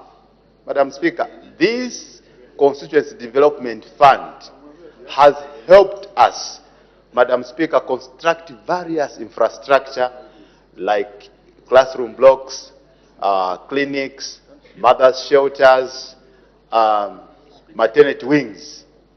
And it is surprising, Madam Speaker, to hear some of our colleagues stand on the floor of this House stating that the President has literally done nothing. Madam Speaker, that is very, very surprising, because a parliamentarian can only say that only if he is not working. Allow me, Madam Speaker, to borrow a Tonga saying which says, "Mwiminiziwa mirao utarumbi mubwa." Meaning, Madam Speaker, that a parliamentarian that does not appreciate is a dog. Sorry, it's a saying. Madam Speaker, we are here to appreciate the works of the President. For us to be seen that we are working is that the blessings of the President. It's because the President has authorized it, has allowed it, has financed it. That is the reason why we are going down there on the ground, performing all these works that we are performing. So to see a colleague standing on the floor of this House rating the President, such kind of ratings, is really flabbergasting. Madam Speaker, it simply means some of our colleagues are not actually implementing and utilizing the Constituency Development Fund that we are receiving. No wonder they are failing, and yet they want to take the blame on the President. The President has already done his role. He has performed his role. He has given us the monies, and it's now up to us to implement. Speaker, the President also talked about this year employing teachers. This is very important. Very, very important. We have seen various deployments that have taken place in the recent past. That has never happened before. 30,000 plus and so on. And he still says he still wants us to employ as a government. Madam Speaker, what else should the president do? When somebody, if someone goes on the streets and says the president is not working, the 30,000 teachers that were employed, if they hear him, they can stone him to death. The medical staff personnel that were employed in the recent past, if they hear him, they can stone him to death. Why? It's because those are the people that have seen the good works of the president. It's only such, them that are saying they have not seen, that can say so. Madam Speaker, the president addressed, he talked about addressing the hunger situation this year. As we are speaking, the president, Madam Speaker, said it, and that is what is happening. He has been able to source for maize to feed our people in Zambia. And the maize is being provided almost all over in every ward in a constituency. And people are able to buy the maize, Madam Speaker, at almost 330 kwacha per bag. Some of the maize is being given for free to our people. Also, as if that is not enough, the money for drought is being given to our people. My people in Mangango, they are calling it Mashereng Alinanga. Yeah. Madam Speaker, meaning the money that we are receiving as a result of drought. Yeah. Yeah. That is what can categorize a hard-working president. And there is nothing that will surpass such kind of works. Madam Speaker, the president also talked about infrastructure development. Yes, it is true. Just recently, last month, the Tateyoyo Katunda Junction Road was commissioned and it will be rehabilitated. Mobilization has started. What else should the president do? That is what he's doing. The previous regime failed to work on that road. And it is in this regime, under the president Hakainde Hichilema, that is being done. Madam Speaker, when we talk about road networks, Mangango constituency is a beneficiary. As we are speaking right now, also, Madam Speaker, mobilization is taking place for the construction of our road from Namapombwe, Madam Speaker, coming to join the Katunda Lukuru Road. Also there at Karukundwe, going all the way down to Chatwika, going to Karumeyoyo, Likoromani, passing all that way, coming to Kasavi, through Narivako, up to fish control. That gravel road, Madam Speaker, will help the good people of Mangango take their produce to markets. They can take their rice to markets, they can take their cassava and so on. So what else should the president do apart from these things that we are talking about, Madam Speaker?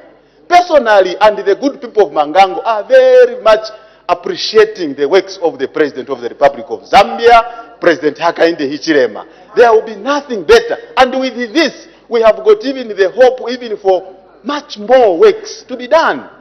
Because he has already showed us that he is able to do it. Madam Speaker, as if it is not enough, we have got the hope that even the Katunda Lukuru Road will be done, it will be tarred. Because on infrastructure development, we have seen it, Madam Speaker, the the Lusaka, Ndora Dual Carriageway being done.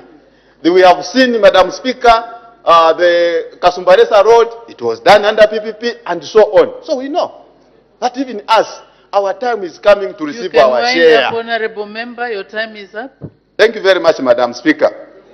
Madam Speaker, under social cash transfer, the President stated it also clearly that there is an increment in the beneficiaries, and there will also be an increment in the number of household beneficiaries. That is household, Madam Speaker. Meaning if there used to be 10 households, now it will increase to a larger number. Madam Speaker, what else should the President do? He is already showing it that he is taking care of our needs as Zambians. He is listening to the people of Zambia and attending to them. Madam Speaker. Thank you, Honorable Member. Your time is up. Thank you so much, Madam Speaker. Thank you. Sure. The Honorable Member for Kaumbwe. Thank you so much, Madam Speaker.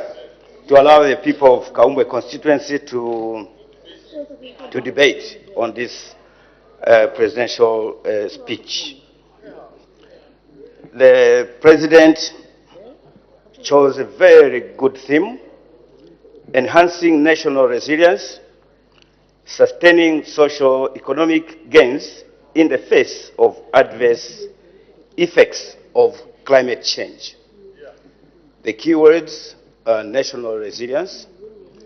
Even later in the speech, he talked about coping capabilities.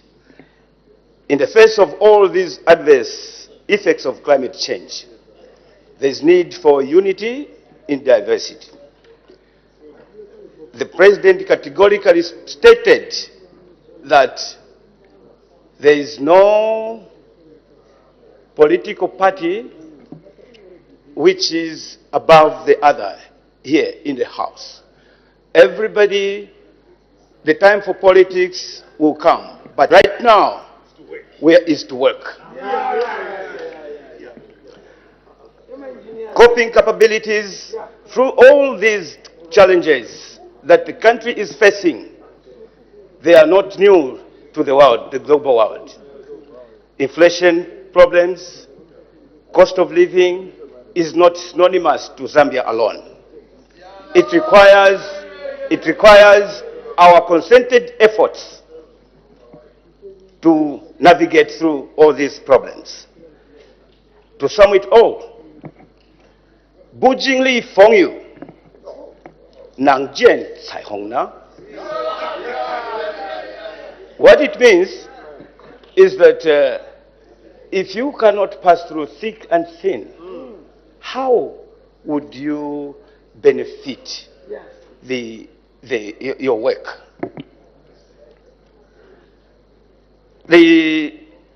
Some of the problems that have been heightened, of course, such as drought, we know we cannot overemphasize the effects of drought on our lives. But then, what measures is government doing? First of all, government is there to protect the lives of people.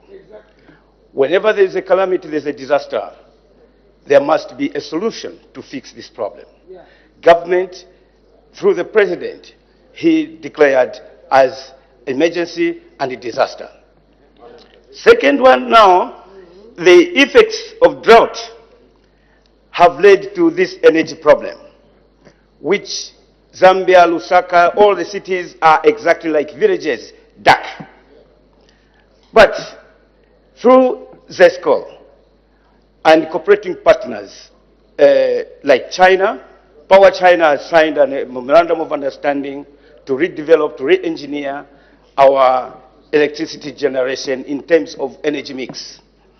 This, it can only be done through political will and jointed efforts. Further, on page 2, the president says that even after restructuring the country debt, the country is still carrying a heavy burden, debt from the past years of extravagance. Extravagance, when I check the dictionary, it means that careless spending. Now, extravagance produced certain results. Like in energy, the Kafiwe Hydro, in transport infrastructure, Kazungula, talk about Kenneth Kaunda International Airport, that is through all the extravagance. We were talking about the issue of the government dismantling of the costly fuel arrears, which is negatively affecting the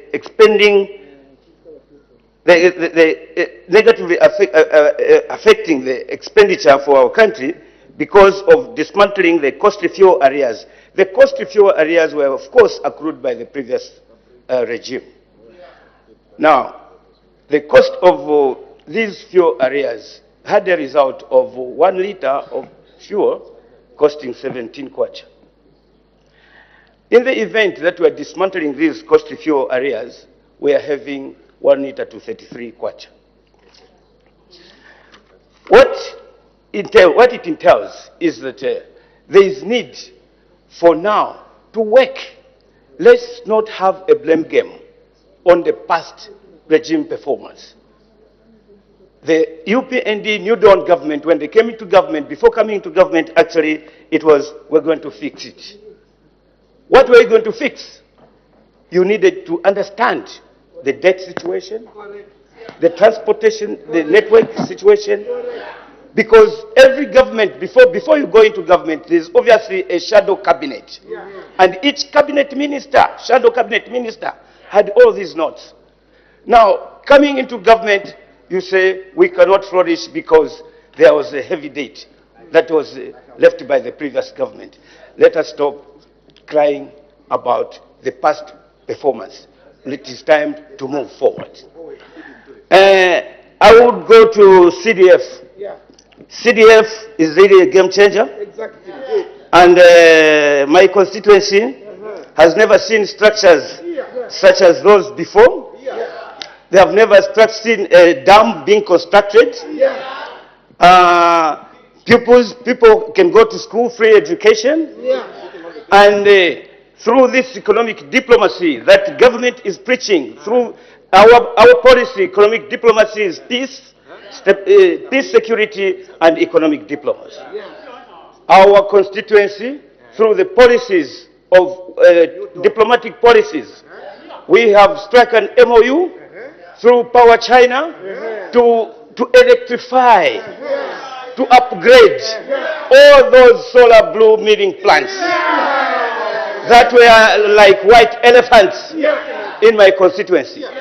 Right now, those solar power milling plants are going to be power generation centers to electrify the surrounding villages and including institutions of learning such as schools and the clinics. Transport network. Zambia is going to be a transportation hub because of its geophysical location. MOU was signed between Zambia and China with China Civil Engineering Construction Corporation to revitalize the Tazara Railway, of which it was confirmed at the China-Africa Summit, where I was part of the delegation. With all these kind of advancement, our house here, all of us, there is need to support the good policies of government, which means that is talking about developmental activities. Politics will never take us anywhere. Our people, the cost of living is going to be lowered. Is it not good for the cost of living to lower? To all of us, we have all these kind of problems. However, we know for sure that this principle of exporting in order to import, these are some of the balances, checks and balances that we need to advise government. What I mean is we exported maize in order to import. We exported electricity in order to import. Your time is up, Honorable Member. Can you wind up? Thank you so much, Madam Speaker. I just want to encourage all the members in these adverse effects of climate change. We are all ambassadors of development for this country, which the President even emphasized that we are all ambassadors of this country. Wherever we are, always speak good about the country, and also woo investors in your own capacity to come to Zambia. Politics we meet in 2026. Now it's time to work, and work. Thank you. Thank you very much. I know the clerks at the table had shown red before your time. You were actually on amber, so you started panicking, so apologies for that. We make progress. Before we make progress, Honorable Member for Bangwelu, if you can stand up, I just want to see what you are wearing. Yes, that is not a proper attire, Honorable Member. No, that it doesn't even have collars. It looks like a scrub for medical doctors. Please, can you go and dress properly? Please. That's definitely not a safari suit. We know our rules, we know our standing orders. Let's comply. Next time it will be another member dressed like you. We allow you, another member will come in a similar attire. We don't want to create a precedent. So please go and get attired properly. Thank you. The Honorable Member for Luena. Quality. Thank you very much, Madam Speaker. The people of Luena are grateful for the opportunity to also say a word or two in appreciation of the speech that was delivered to this House by the President. Madam Speaker, I also want to acknowledge the statements and words expressed by my honorable colleague, honorable member for Kaumbwe, who, Madam Speaker, who happened to have come to this House through a by-election. A by-election, Madam Speaker, which occurred pursuant to the situation or circumstances provided for in Article 52 of the Constitution of the Republic of Zambia. The same article that the President made reference to when he was talking about possible lacuna in our Constitution. Yeah. Madam Speaker, some of the people both in this House and outside the House have taken up and ganged up claiming that the President is imagining lacuna in the Constitution when he was appealing to us as members of this august House to take up the mantle of cleaning up our Constitution. Madam Speaker, one of those lacuna is the issue of what happens when a candidate in an election dies or withdraws. And the honorable member for Kaumbwe came in after a death occurred of one of the candidates. The election in Kaumbwe could not go ahead in 2021. Instead, it happened after we have held the general elections. Now, can we all imagine what would have happened, God forbid, if it was a presidential candidate who had died? It means that you have to have an election whose scale and magnitude is equal to a general election. And with the silence in the Constitution on how long it should take between cancelling elections and calling for new filing of nominations, it can take 5 years, it can take 6 years, with the excuse of there being no resources. Therefore, the appeal to us to make sure we seal that lacuna is more urgent now than ever before. Yeah. But, Madam Speaker, that's not the only lacuna in the Constitution. There are a number of other areas that people should not only focus on elections when we are talking about the Constitution. For example, Madam Speaker, mayors and council chairpersons at the moment are restricted to 2 terms. They cannot recontest more than that. And that's an issue that some people have asked what was the logic behind such a provision in this Constitution, which was signed by somebody with his eyes closed. Madam Speaker, the composition, structure, and position of the Constitutional Court, which was slotted into this Constitution and signed by somebody with his eyes closed, Madam Speaker, is another area that needs to be revisited. We are one of the few countries, and I'm not sure actually if there is any, where such an apex court like the Constitutional Court is not presided over by the head of the judiciary in form of the Chief Justice in the country. Ours has created a very difficult working relationship between that Constitutional Court and the entire judiciary. And that's something that we need to take opportunity, having seen how we have come with it, to correct through constitutional amendment. Madam Speaker, even on the economic front, we also need to relook at the legislative burden that is placed on the parastatal sector. All the companies that are under IDC are described as parastatal companies. And that means they are subject to the provisions of the Constitution and therefore the PFMA Act. Yet, a number of them are registered as independent companies that are also subject to the Companies Act, meaning we are creating a lot of systemic inefficiencies.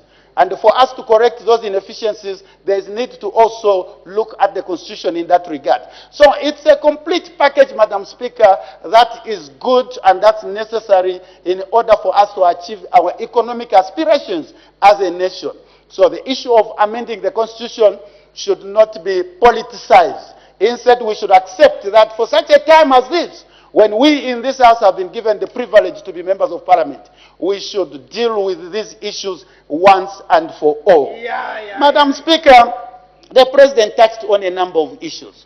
But in his first, in his very first paragraph, Madam Speaker, he regretted the long load-shedding hours that Zambians are going through. He did not shy away from acknowledging that challenge.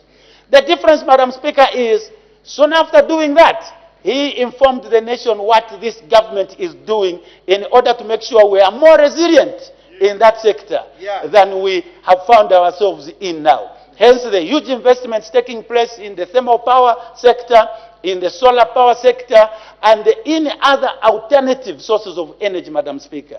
A leader with such a vision is a leader we needed for such a time as this.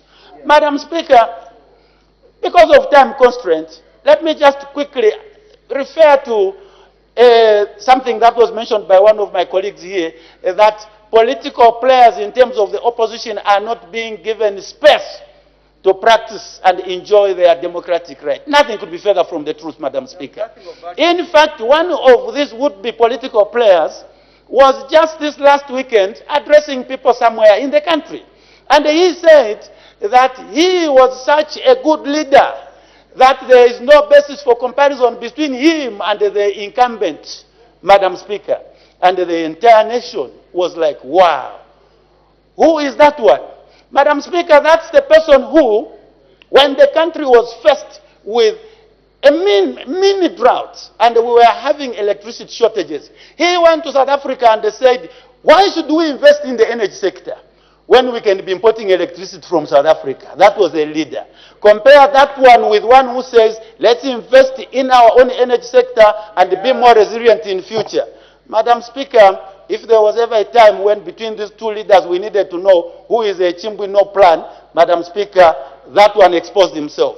Who between the two is a better leader, with one who accumulated debt, Madam Speaker, with zero plan on repaying the debt, and the one who managed to put efforts and get this debt restructured, both the Eurobonds, the commercial debt, and the local debt. And he informed the nation that now we are servicing our debt, as opposed to the situation that happened in 2020, when we told the entire world that go wherever you want, we are unable to pay you. Madam Speaker, the shame as a nation that we suffered as a result of that kind of behavior by the then regime, Madam Speaker, is one that will take years for us to get over. But thanks to this current president, we have already regained our international respect as a nation. Madam Speaker, the people of Luena, briefly on CDF, are more than excited because Luena will never be the same. Some of the colleagues here, Madam Speaker, who, when they are out there, they post on Facebook and say that CDF is a scam. When they come here, they complain that they are not being allowed to commission CDF projects in their constituencies. What kind of honest representatives would behave like that? CDF cannot be denied. It's changing lives of our people. It's changing the faces of our constituencies, Madam Speaker, and we look forward to an even more enhanced CDF as the President promised. Madam Speaker, with these few words, the people of Luena are in full support, and they accept and they embrace the speech by the President, and they wish him well, him and his government, even as they prepare to present a budget that will see more economic prosperity for this country going into 2025. Thank you, Madam Speaker. Thank you, Honorable Member for Luena. Before you sit, you mentioned a strange word, something plan. For the record, we will need to know what does that mean? Chimbino plan, Madam Speaker, is a hyena without plan, one that borrowed without a plan on repayment. Madam Speaker, I thank you. Thank you very much. The Honorable Member for Matero. Thank you, Madam Speaker, to allow me to debate on this important session. First of all, allow me to thank you, Madam Speaker, for placing me here in Group 3 from Group 1. Now I know in grade 9 they taught us the higher you go, the cooler it becomes. So it's cooler here, and happy to debate. Madam Speaker, the President was here yet for his second last presidential speech. Second last presidential speech. What is constant, Madam Speaker, is time. Time is the only constant. It was only, time flies so fast. It was only a few sittings ago when the President gave his first speech, now almost towards the end, 2026. Madam Speaker, this was on values. And the theme was enhancing national resilience, sustaining social economic gains in the effects of climatic change. As this was a speech on values and not even before I go, it's very important that as a nation and any government of the day, anywhere in the world, what government will never do is fail to honor what is due to the people, be it the SMEs, the companies, in treasury bills. When they are due, the values dictate that the government should pay what's due to the people when it's due. In the Muslim community, it's actually a sin not to pay what's due to companies, what's due to the citizen. Madam Speaker, on page 10 of the President's speech, he touched on electricity, energy, and I pick one line where he was talking about solutions. He said, to this end, we commissioned the construction of the 300 megawatts thermal power plant in Mamba. The power plant is expected to come on stream by mid-2026. So the power plant that was signed in China of 300 megawatts will only start producing more power in 2026 midstream. That will be election time anyway.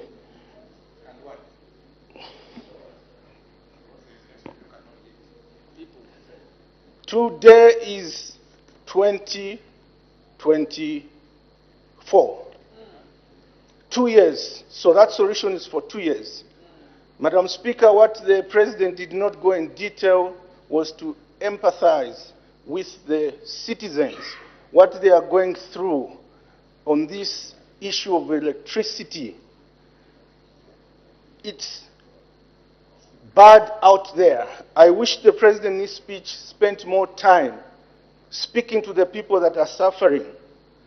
There is no power, Madam Speaker, unprecedented for the first time. There is no power for 3 days in some instances. I grew up in Matero on candles and charcoal blazer and koroboy. It was normal. I worked so hard in education and to better my life. Today I live back to that life again. Whose fault? The Minister of Sports asks, instead of telling us what is owed to the Olympiads. Madam Speaker, this issue of electricity, Zambians now are suffering from what I'm calling scoliosis. Scoliosis. Everybody, including us, we are all sick from this pandemic called scoliosis. Of no power the whole day, no power the whole night. Now we're having to listen to simple radios. Simple radios we used to make in Matero. We listen to simple radios, listening back to ZNBC Radio 4. Because there's no power the whole night. This problem is huge, Madam Speaker. Everybody is feeling it out there. The solutions the President is not touched. As I move to my last point, I want to offer solutions. Short-term, medium-term, and long-term. Electricity long-term, first of all, you all know it's, as he's saying, whose fault? There's no water. Solution long-term, 2026, is nuclear power. Take a look. The beauty with government, you don't need to reinvent anything. Everything is already there. There's some blueprint somewhere. Just read on nuclear power. A plant was set up in Chongwe, financed by the Russians, and it started. But this government, this usual habit of the new government stops what the other started instead of continuing. So they need to look at that power plant. It's the future. South Africa has done it and others are doing it. This climate problem, the drought is not only in Zambia. In the region there's drought, but they are not experiencing this kind of load shedding. It means there's something that we are not doing in Zambia. Madam Speaker, medium-term solution is what the President touched on. The 300 megawatts in Mamba. I want to go a step further. In Mamba Quarry is owned by Indians. It's not owned by Zambians, an investor. It's just one. But I'm aware the whole area there still has plenty of coal underground. People are holding on to licenses. The Minister of Mines will be able to know. People are holding on to licenses, and instead of investing, they're just selling the licenses. So there's so much coal that God gave Zambia, and He gave it in Southern Province in Mamba. This government should find money to put up more thermal plants, about 7, medium term, in the next 24 months. Find the money. Government should never say there's no money. There's money anywhere, everywhere. Borrowing is just one solution. You can choose to sell the Gulf Stream. It's packed in the hangar there, accumulating dust. It's worth like $100 million. Sell it and put 7 thermal plants in Mamba. You've resolved that problem. Short-term solution. The Minister of Copper Belt saying, why didn't you do it? We'll do it in 2026. Madam Speaker, short-term. The President said 2026. No, the Zambian people want solution ile law. Enenwawa, sunu, manjapa, so. There's no power out there. You can't tell a child who's crying of hunger. You just say, there is load shedding, there's drought. No, the baby wants to eat. Find a way as a parent to feed the baby. The people in Zingarume and Matero, in Chipulukusu, in your constituents there, in Kaputa, anywhere in our constituencies, our people don't understand this language of megawatts, this megawatts. They want immediate solution. What is the immediate solution? I want to tell you the immediate solution. Oh, the honorable member for Matero, your time is up. Can you wind up? The immediate solution, Madam Speaker, to this shortage is due to drought is kupaila. Tuerede kupaila. We need to pray as a nation so that God gives us rain. Without rain, we'll be here talking about megawatts, and no rain will come. Thank you. We should find time to pray. Thank you, Madam Speaker. Thank you. I hope the honorable member for Matero has also invested in some solar power so that he can be able to extend whatever is generating to a neighbor. That's what good leadership is all about. As the time is 16:40, I suspend business for 20 minutes for a health break. Good afternoon. Thank you for still being with us on Parliament Television. Business has been suspended for a 20-minute break, and at the time business was being suspended, Matero Member of Parliament, Mr. Miles Sampa, had just finished debating to the motion of thanks, a motion that was moved on 17th September 2024 by Kankoyo Member of Parliament, Mr. Hudson Maweta, urging that the thanks of this assembly be recorded for the exposition of public policy contained in the President's address. We'll take a look at some of the business that has been considered from the time business resumed at 14:30. So when business resumed at 14:30, I was today 24th September, rather, Madam Speaker did make two announcements, and in the first announcement, she did recognize the presence in the public gallery of pupils and teachers from Lusaka West schools in Lusaka district and Eagles Next School. And on behalf of the National Assembly of Zambia, Madam Speaker did welcome the visitors to the National Assembly. In the second announcement, Madam Speaker acquainted the House with the presence in the Speaker's gallery of honorable members of Parliamentary Standing Committee on Foreign Affairs, Defense and Security staff from the National Assembly of Namibia. Madam Speaker, on behalf of the National Assembly of Zambia, warmly welcomed the distinguished guests to the National Assembly. And after that, we did see the House consider two questions for oral answer, understanding order 8. We will give you the details and answers that were given to these questions at a later stage, but just now we take a break. Keep watching Parliament Television.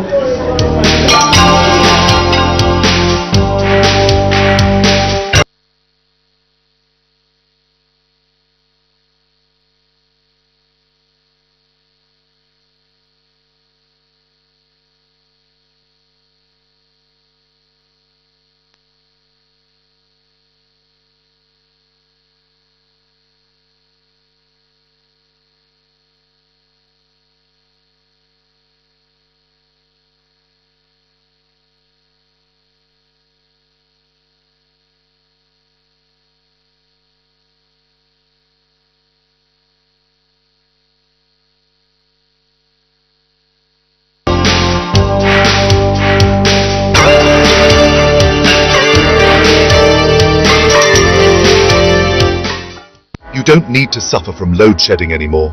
Liveltech is here to save the day.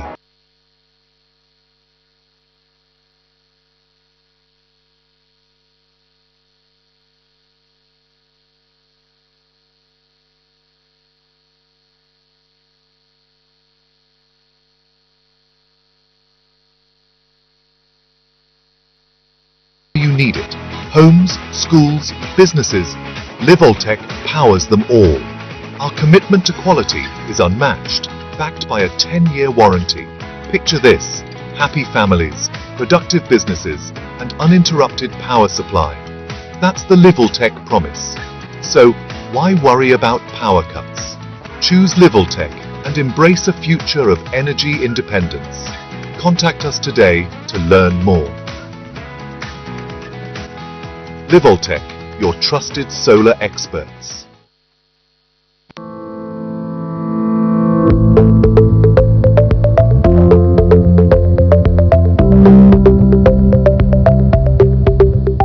In a world where humans and animals coexist, conflicts are inevitable. As we encroach on their habitats, they enter our spaces. From ruined crops to ravaged homes, the impact is devastating. But it's not just about property damage. Human-animal conflict poses a threat to human life itself. The result is a growing crisis. Human-animal conflict, a very topical issue on the floor of the House. It is against this background that the Ministry of Tourism, through the Department of National Parks and Wildlife and the Lusaka Honorary Wildlife Unit, the Zambian Parliamentary Caucus on Environment and Climate Change, and the Wildlife Crime Prevention organized an induction and orientation seminar for members of Parliament gazetted as Honorary Wildlife Police Officers on 3rd August 2024 at Lusaka National Park. The seminar took off with a special welcome for Speaker of the National Assembly, the Right Honourable Madam Nelly Muti, State Council MP FAPRA, who was first taken to have a view of the Conservation Heroes Monument. After the site visit of the Conservation Heroes Monument, Madam Speaker proceeded to officially open the seminar. Speaking during the official opening of the seminar, the Right Honourable Miss Nelly Muti, State Council MP FAPRA, emphasized the importance of addressing human-wildlife conflict. I must hasten to state that this is one of the subjects that is frequently raised on the floor of the House by honorable members, and it attracts a lot of debate. Further, I would like to thank the Ministry of Tourism through the Department of National Parks and Wildlife and the Lusaka Honorary Wildlife Unit, the Zambia Parliamentary Caucus on Environment and Climate Change, and the Wildlife Crime Prevention for organizing this long-awaited but crucial seminar. I am confident that the seminar will be used to clarify the many concerns honorable members have regarding their role as honorary wildlife police officers. Madam Speaker called on members of Parliament to serve diligently in their newly acquired roles so as to address the human-wildlife conflict. It is my belief, therefore, that the seminar will also be used to discuss tangible solutions required to address the challenges of human-wildlife conflict. As the National Assembly of Zambia, we are of the view that as both national and community leaders, members of Parliament can play a crucial role in addressing the challenge of human-wildlife conflict by, among other things, raising public awareness and mobilizing community action on the issue. Further, as policymakers, parliamentarians can work to advocate for and influence legal reform in addressing the challenges of human-wildlife conflict. Honorable members, the time to act on this issue is now, or our people will continue to experience loss of human life and destruction of crops and property due to increased cases of human-wildlife conflict. The situation has the potential to undermine efforts aimed at conserving and protecting wildlife and other biodiversity in protected areas. To this end, I call upon you to serve diligently in your roles as honorary wildlife police officers. And speaking virtually, Minister of Tourism, Honorable Rodney Sikumba, called for increased collaboration between parliamentarians and the Ministry of Tourism. This will in turn make a meaningful impact on wildlife conservation. Now, Madam Speaker, you will agree with me that over a period of time we've had challenges with regards to human-wildlife conflict. Over and above that, increased number of poaching of our wildlife. And with the very, very little resources that we have, the resource envelope that government has, it became extremely important that we engage the private sector to be able to assist us to manage some of the challenges that our colleagues from the Department of National Parks and Wildlife would be facing. And one such pool that we thought would be able to help us is that of Parliament. So Parliament, being the legislative body, plays a very crucial role in formulating solutions, including matters concerning to wildlife conservation. And I know for a fact, Madam Speaker, that through your office you allowed parliamentarians to create the caucus, which obviously has been very, very supportive for a very long period of time within my Ministry of Tourism and that of the Ministry of Green Economy and Environment. Zambia Parliamentary Caucus on Environment and Climate Change Chairperson, Mr. George Kandafula, who is also Serenje Central Member of Parliament, pledged to work towards resolving the pressing issue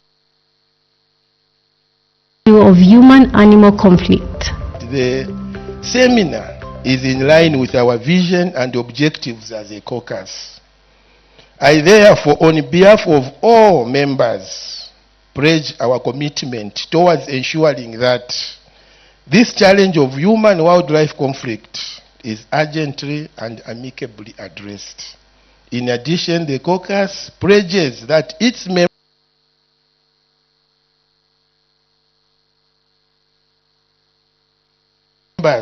who are being oriented and inducted today will serve diligently in their roles as honorary wildlife police officers.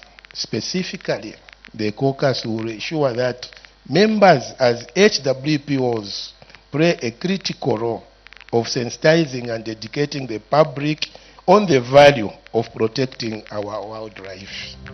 And Wildlife Crime Prevention Chief Compliance Officer, Mr. Josiah Smugawa, expressed WCP's satisfaction with government's initiative to review Wildlife Act efforts.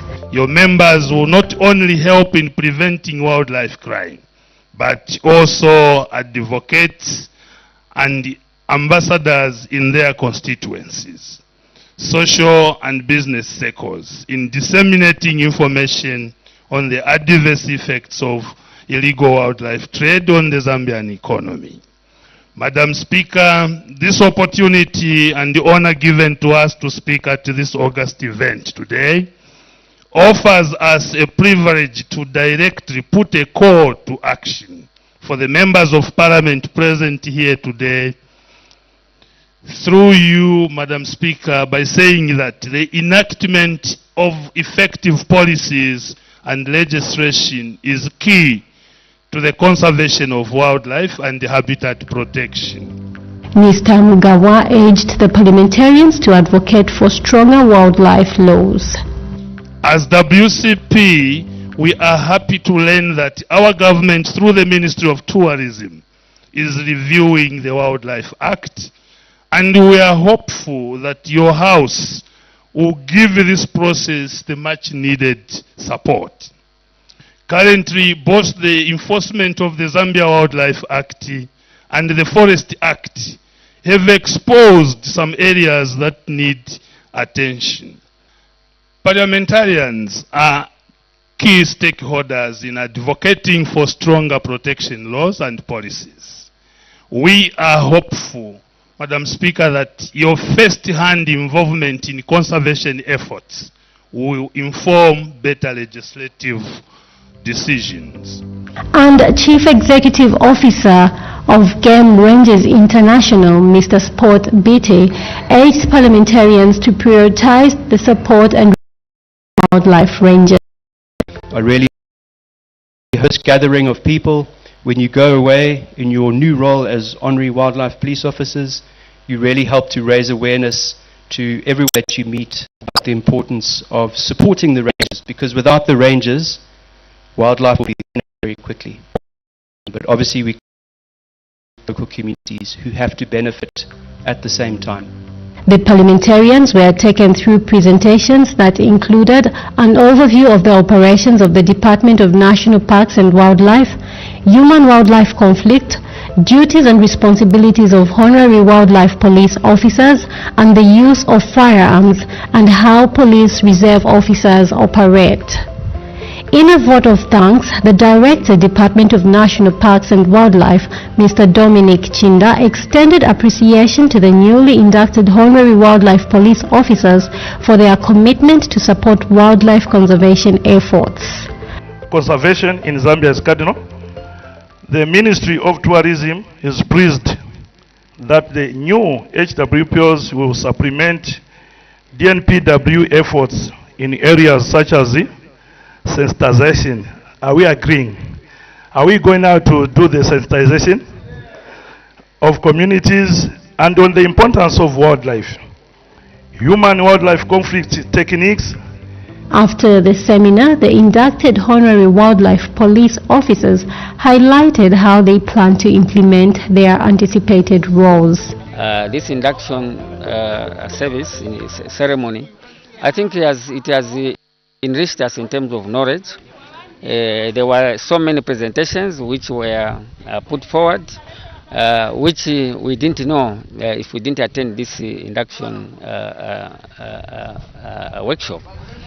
So I can say that it's an eye-opener, and I think the knowledge which we have acquired here will be able to transfer this knowledge to the people in my constituency in Chama North, because Chama North is one of the constituencies which has been greatly affected by human-animal conflict. This knowledge that we have acquired and being a honorary member, I'll take this opportunity to go and educate our people about the dangers, the vices that are related to poaching, and more especially that we need to preserve these animals for the future generation.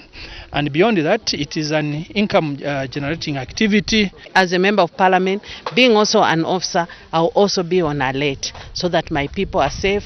We do not want to lose any lives. What we want is to ensure that this wildlife, which is also helping us to raise foreign exchange, will make sure that we keep it safe, and we also inform our people, and that we shouldn't lose actually any of the crops. I'm grateful that at least I have this knowledge which can sharpen my thinking, especially as we are taking care of our environment. As you might be aware that Lubansesh constituency is one of the constituencies where we have Isangano Game Park or National Park, just like other constituencies, meaning that we have a mammoth task to make sure that we take care of these animals. I've learned a lot concerning this induction, and when I go to my constituency, I'll go and start talking with my people, the community, to sensitize them, because most of them don't know, they have no idea concerning the safety of their lives. It is evident that together legislators are spearheading efforts to protect Zambia's wildlife and promoting coexistence between humans and animals.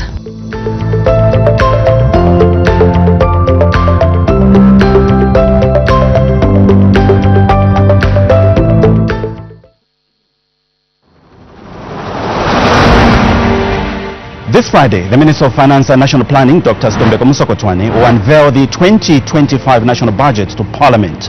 This event will be carried live on Parliament Radio and Parliament Television. You can also utilize our Facebook page, the National Assembly of Zambia, and our YouTube platform. Parliament Radio and Parliament Television, bringing Parliament closer to you.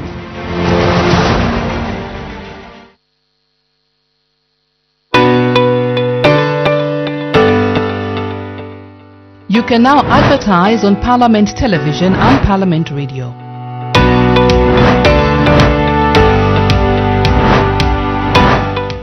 For more information, call 0977 854102 or 0977 536487.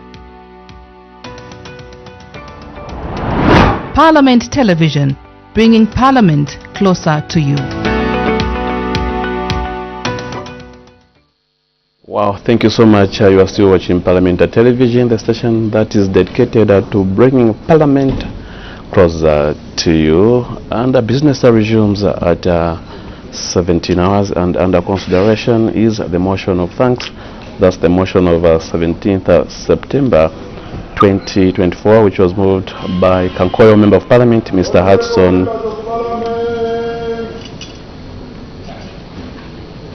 Mr. Speaker.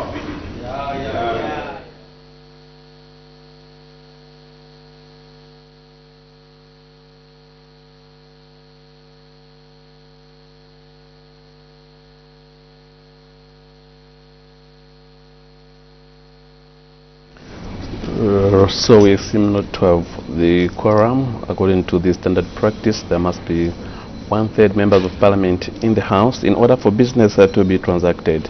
So I was saying that under consideration is the motion of 17th September, which was moved by Kankoyo Member of Parliament, Mr. Hudson Maveta, seconded by Mr. Joyo Chivuye, Ruan Member of Parliament, that the thanks of this Assembly be recorded for the exposition of public policy contained in the President's address. Exactly, Joe, and we have seen this afternoon quite a number of members of Parliament debate to this motion, and earlier on when business resumed, we did have 2 announcements by Madam Speaker, and the House also considered 2 questions for oral answer under Standing Order 80.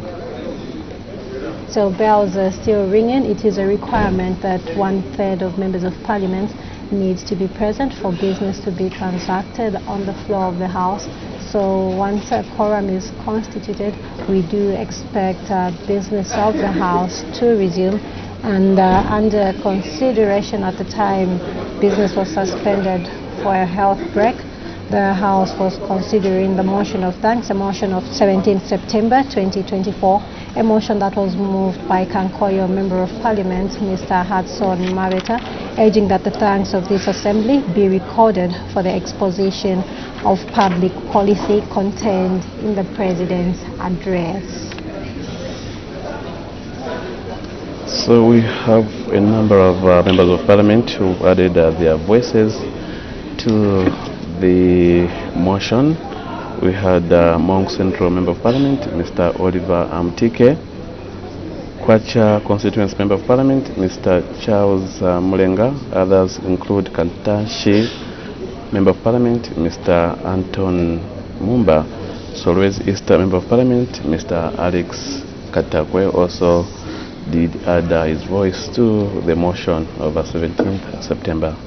We also had Mukushi South Member of Parliament, Mr. Davis Chisopa, Chipili Member of Parliament, Mr. Paul Chala, Siavonga Member of Parliament, Mr. Darius Mulunda, and we also had Kasenengwa Member of Parliament, Mr. Philemon Twasa. Others do include Nimba Member of Parliament, Mr. Menyani Zulu, Mangango Member of Parliament, Mr. Luhambe Mwene, and Kaumbwe Member of Parliament, Mr. Aaron Mwanza.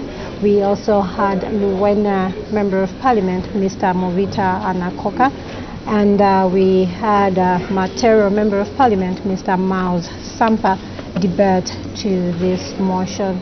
So bells are still ringing. Once a quorum is constituted, we do expect business to resume. It is a requirement that 1/3 of members of Parliament needs to be present for business to be transacted on the floor of the House. And we urge you, our viewers, to get glued to Parliament television, even as we continue to bring Parliament closer to you.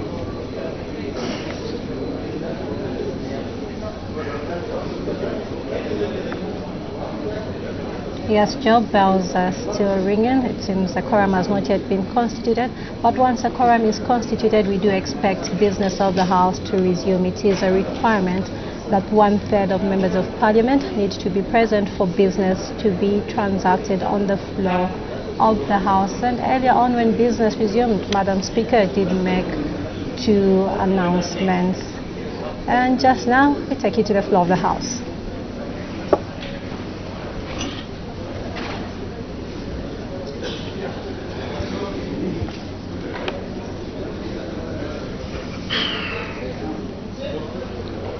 Order, may you take your seats?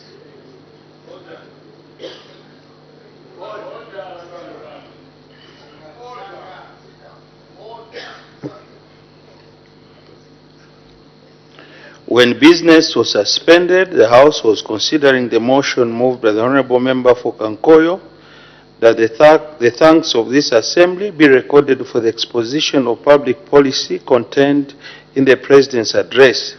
And the Honorable Member for Matero had just finished debating. Any further debate? The Honorable Member for Kalomo Central. Thank you very much, Mr. Speaker. In our days, people don't defend what is right.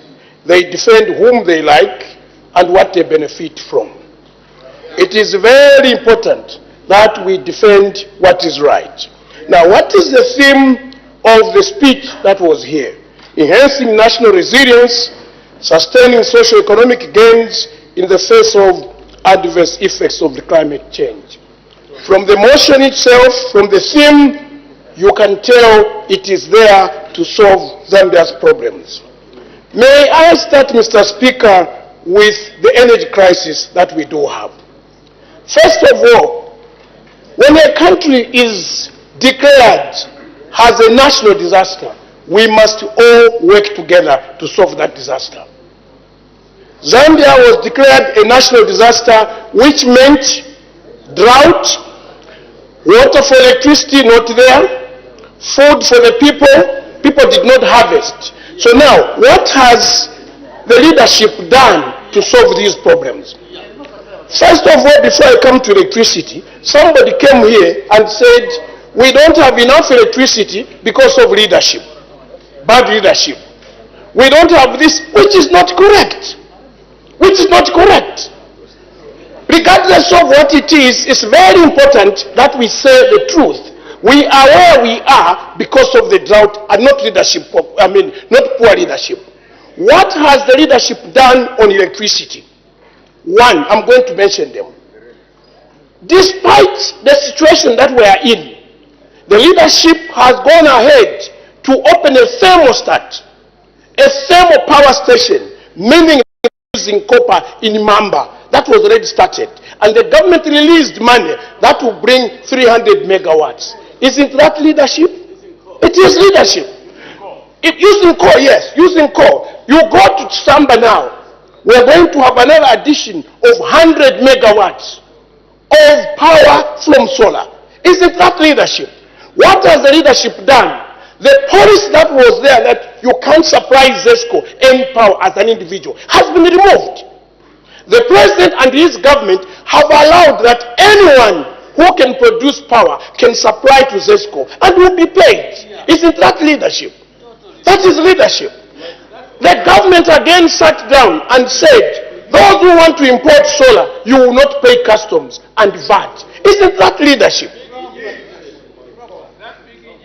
That's leadership.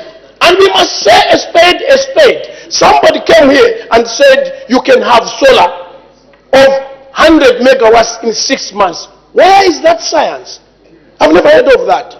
If you are putting a solar plant minimum with the technology we have of about 100 and above, it will take you 18 months, not 6 months. Point of correction. So we need really to be factual when we are solving problems of the country. It is not about leadership, but we had a natural calamity and all of us must behave as so and find solutions for the country. I have said, because of what we have, surely the government has tried its level best. 300 megawatts coming soon. And then people have been saying, why are we still exporting electricity? You don't just go and terminate a contract. These contracts were made by the previous government. We went as a government to renegotiate. And now Namibia is ready to release part of the electricity that we have been exporting, by allowing them to do certain things so that they could give us back the electricity. And this is why they are saying by mid-October, the situation of electricity will stabilize without the rains. And this is what leadership does. So to accuse leadership, our president and his government have been up and down trying to find solutions. No sleeping. But those who caused even what we are in now, they stand on anthill and start laughing. I think that attitude is un-Zambian. As a country, we need to work together, all of us. Let's now come to, they say, why are we not importing electricity? How do you import electricity when the previous government left a huge debt in Mozambique? In Tanzania, yes, they have more electricity, but we don't have the connector. That has to be done. Even other countries, to export, you need to make the connectors. Those who are engineers in electricity know what I mean, what I'm talking about. So in Mozambique, which we could have imported, we left a huge debt, which they didn't pay. And now this government is paying that huge debt. So you can't just go and say, no, we want to import electricity when you still have a huge debt. If we didn't have that huge debt, we would by now be importing electricity from Mozambique. And that must be appreciated. We have also, let us come now to mining. Our mines had a lot of issues, complications that if we are not very careful would have taken 30 years to solve. But this government solved all these issues. And now we are on the right route to have all the problems solved so that these mines can start and copper belt can be brought back to life. And that's what leadership does. That's what leadership does. We also now, we have in mines gotten a plane that will survey all the minerals that we have. In Zambia, this has brought a lot of politics. Botswana is equally doing the same. And the citizens are all appreciating that in Zambia the problem, we want to take politics everywhere. You want to drink a glass of water? Politics. You want to do this? Politics. I think if we serve the people, we are one people here and serving the same people in the country.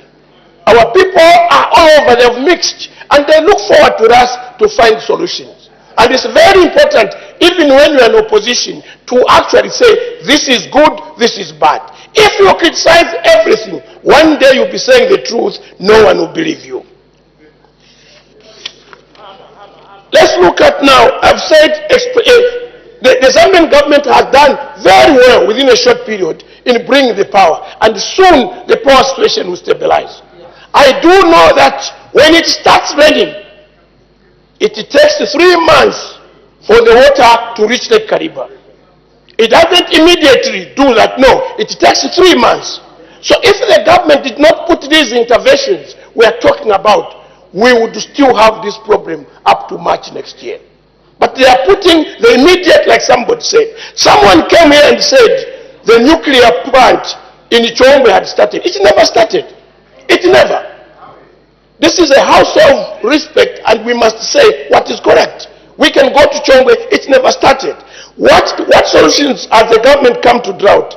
FRA made sales, all in words. Isn't that good? We have emergency cash money. We have food for work. We have cash for work. Social cash transfer. We have food for the vulnerable. If it wasn't for this government, people would have died. It is very important that once in a while we say thank you. Order, your time Thank is you very up, much, Honorable Mr. Member. Speaker. Honorable Member from Sazara. Thank you, Mr. Speaker. Thank you for giving me this opportunity to represent the people from Sanzara. Let me start by saying I would like to support the speech of the President. By one, he touched on a very critical and very important issue of food security of this country. And we are here as members of Parliament, representing the good people of Zambia. But we are taking this hunger that the President declared. Order, avoid debating while he's seated. We are taking this issue of hunger, we are trivializing it. People are dying in our villages.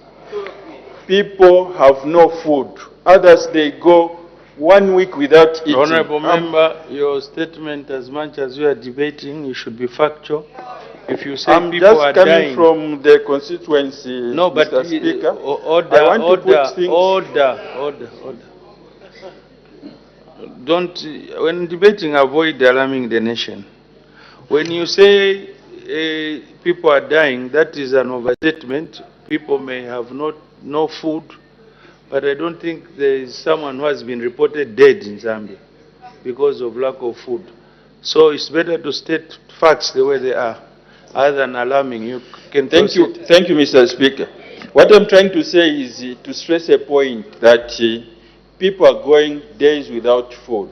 And it is from this house that we need to commend the government for the effort that they are doing, but try to advise on measures that can help our people so that they don't go hungry for a long period of time.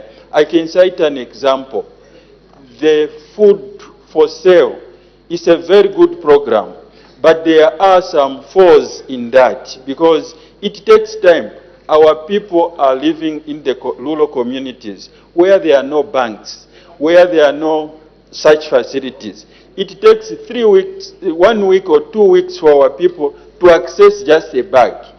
I urge the government that this process of selling maize to our people is a very good idea, but we should check what are the problems that surround that process, because it takes one farmer to go and buy a bag. It takes 2 to 3 days before a farmer can go back to his home with a bag of maize. So if we can have a solution to this problem, it will help our people alleviate from them going days without food.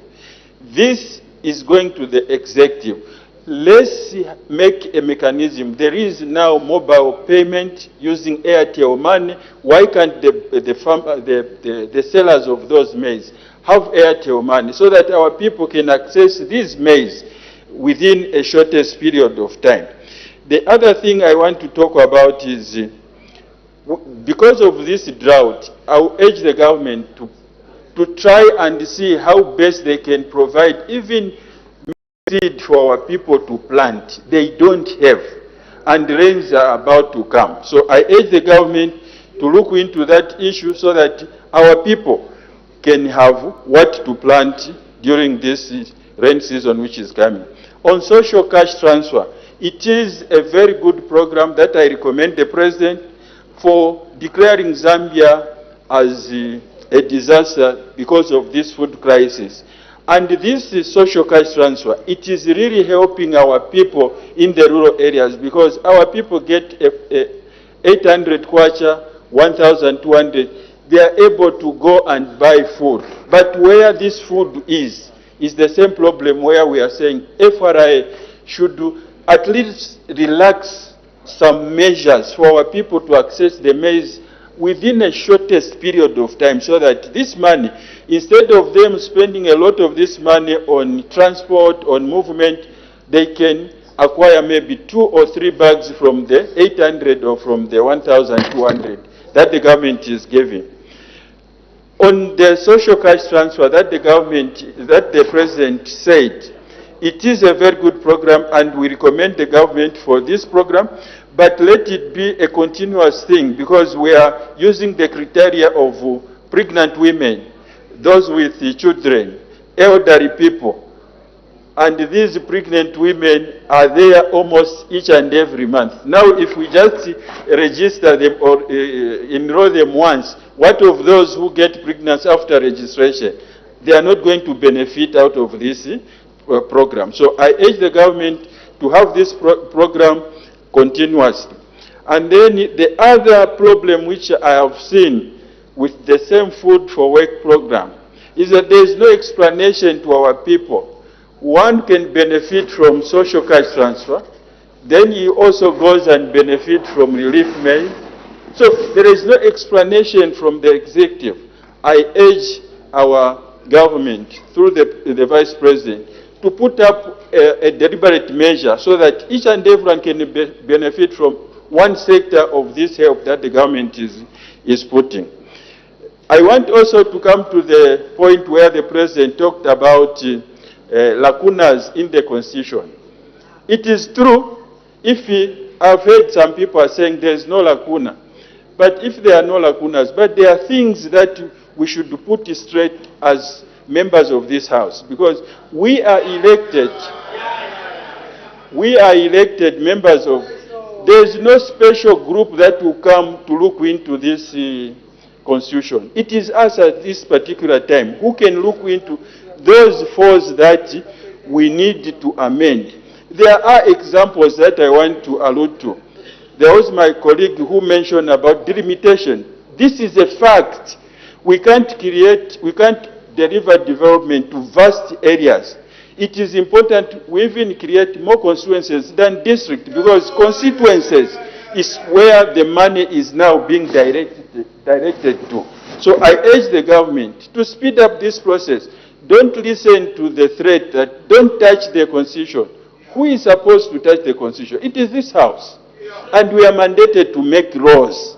And that is part of our job. So I urge the government to speed up the process of bringing back the Constitution so that we amend. We need to go back to the Council. We give money to the councils, but we can't sit and see how this money is being spent, because we as members of Parliament, we are here. But they are spending money when we are not there.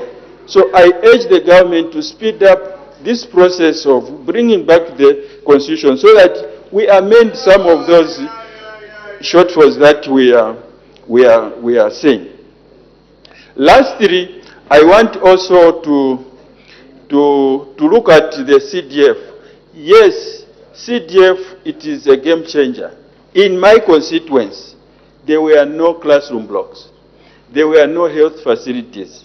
But using this money, we are able to point at where our pupils are learning from today. What I just want to urge the government is, give us a lot of engineers in the councils, people to monitor and to supervise, so that the quality of buildings that we should produce using this government money, this CDF, it can be building that will last for a longer period so that our people can benefit from this. Lastly, Mr. Speaker, I want also to thank the President, particularly in my constituency where he has given me 2 big bridges, Msanzara Bridge and Lusangazi Bridge, which has been an hassle to the people of Msanzara.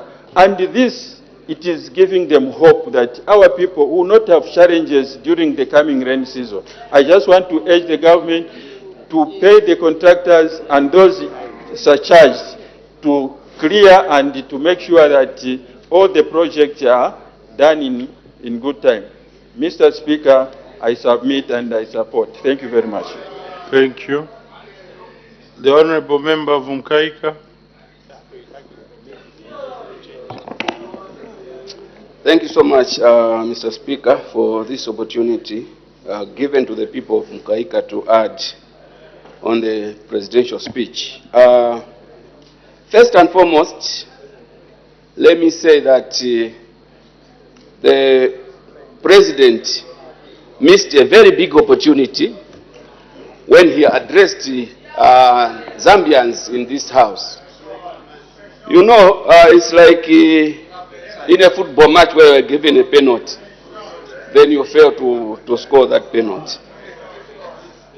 The President is on record when he was doing the campaign. He was moving around the country. He was promising, even the road shading that we're experiencing now, the President knew about it. And he had solutions to the challenges to this. And let me take you to page 10. Let me take you to page 10. The President talked about solutions to the road shading. He talked about 300 megawatts thermal. He talked about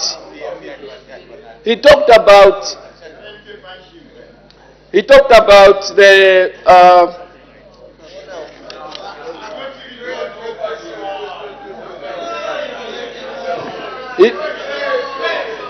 Madam Speaker, am I protected? Order. You are protected, but it seems you are not prepared. I'm prepared, very much prepared. But how can I debate when your members are debating well seated? Order. May you proceed, Honorable Member? Yeah, I was saying that on page 10, the President talked about 300 megawatts of power. Those are interventions. He also talked about electricity projects. He also talked about net metering. These are the solutions that the President talked about. But if you look at these solutions, surely, will they end load shedding today? No. You want it to Zambians need electricity today. Because, like in Katete, Mr. Speaker, we are staying 3 days without power. All the activities, talk of the barber shop, youths who are doing the barber shops, they have closed because there is no power. Talk of the welders, they have stopped working and they are working at night when we only have 1 hour of electricity. I can just imagine what happens in hospitals if we cannot have power. And this is an urgent matter which the President should deal with. My proposal, call all the CDF monies and buy electricity, give to the Zambians so that Zambians can start producing. There's nothing that we are doing in this country. All the shops have closed because there's no power. No one is working. There's no power. Give us power. You knew about it. The PF, and you are talking about it that the PF borrowed. Go and borrow so that you give the country, you write the country. Go and borrow. You had solutions and you have now failed to implement those solutions. That's why the people are saying you are going come 2026. You have failed to provide solutions. Zambians need solutions now, not next year.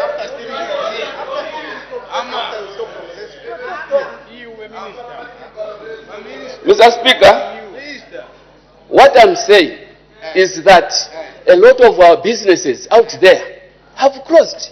And this has also added to the cost of living. The cost of living has gone up, if you don't know. People are staying, are living, they are not eating anything. Come to Mkaika. People are cooking mangoes, those small mangoes, they are cooking just to get some food. The food, the cash for work that you have given us, is that wrong? It's a non-starter. Let me explain.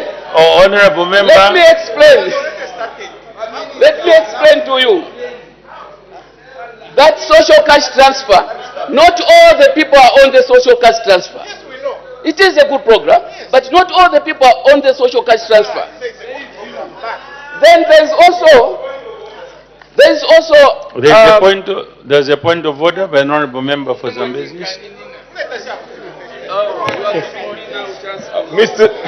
Mr. Speaker, I sincerely thank you for allowing me this point of order. Mr. Speaker, this House... Order. Mr. Speaker, this House is a house of rules. Even our debates are regulated by our rules, which we make for ourselves.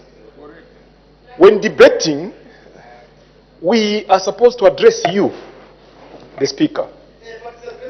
But the honorable member on the floor of the House is busy addressing the honorable members just next to him and others here. Is he in order to proceed in that trajectory, displaying characteristics of unpreparedness, where he's even calling you Madam Speaker and the like? Is he in order to continue debating? Because we would be really spending time for nothing here if we continue listening. Mr. Speaker, I seek your serious ruling. Thank you. The honorable member from Kaika should always address the chair as you are debating, and the honorable member is completely out of order. You may proceed. Mr. Speaker, what I was saying is because they are responding direct to me. That's why I'm facing them. So if you will be protecting me, Mr. Speaker, then I'll focus on you there. Focus on me and focus on the speech, presidential speech. Point of order. Because I heard you talk about campaign, you talk about the presidential speech. If you stick to the presidential speech, there won't be noise in this house. But if you start talking about the campaign, people will start making noise. So just talk about the presidential speech. Point of order. Thank you so much, Mr. Speaker. So what I was saying, Mr. Speaker, this country needs some solution today, not 1st of October, which the Minister of Energy is talking about. It's very far. People will die because the cost of living has gone up. People have stopped working. Go there around. You see for yourself. If you are not going there because you fear, because maybe you are a minister or what, as we do go in these communities and see what people are going through. People have closed businesses. Those who are doing welding, they have stopped. Our youths who are doing barber shops, they have closed. So those solutions, we need them now and not in October. In October, it will be too far. The solution is call all the CDF monies, including your CDF in your constituency, so that you go and buy electricity and you light the country. This is what we need. This intervention should be now, not tomorrow, not on 1st October. It will be too far. Let me talk about the Constitution. The Constitution, Mr. Speaker, thank you so much. The President brought the Constitution. Yes, it has got some lacunas. That is why the PF, when it was in power, brought in the Bill 10. The Bill 10, all these constitutional delimitation were there. But what did we see our friends? They were dancing in Mwankole, somewhere else. You see, those measures were there to change, to increase constituencies in our constitution. But what has changed now that you want to bring it here? What has changed that you want to bring it now? When there you refused. It shouldn't be like that. This country depends on us, and what is good for others might be good for you again. So, Mr. Speaker. Point of order, Mr. Speaker. Point of order. Order.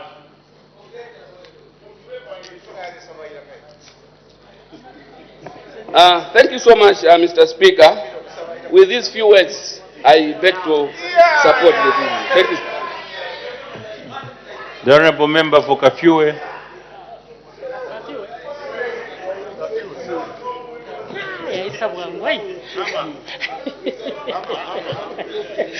Thank you so much, Mr. Speaker, for this opportunity to debate the President's speech. I thought there was one more debater before I could come in to consolidate. Nevertheless, Mr. Speaker, I must also, depart from a point of commending His Excellency the President for his, as usual, inspiring speech, which outlined a lot of very critical issues that my colleagues that I heard debate before me brought out. This particularly relates to the efforts that are happening in the energy sector, which is our current elephant in the room, and it's pleasing, to learn of the different efforts and measures that government is taking to address this energy deficit. In the speech, as I browse through, Mr. Speaker, I also want to acknowledge, the report that has been given concerning the work that is being done on our rural roads, because in Kafue, indeed, apart from using our CDF money, we are also earmarked to receive support to work on more of our feeder roads from the Ministry of Local Government and Rural Development, which is very positive. The people of Shantumbu in Kafue were assured earlier this year that their road would be upgraded to bituminous standard in the last quarter of this year.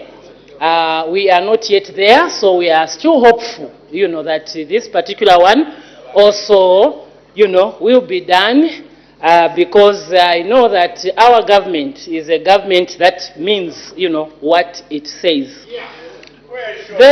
What I wanted to just highlight, Mr. Speaker, as I browsed through and indeed appreciating all the good things, that are contained in this speech, I noted that the issue of women is only highlighted in the context of their vulnerability and how the CDF is trying, to help the women and the youth, through the empowerment grants. My desire and wish, Mr. Speaker, is that we can be more deliberate and even more emphatic on the role that women can play in the developmental agenda of our nation.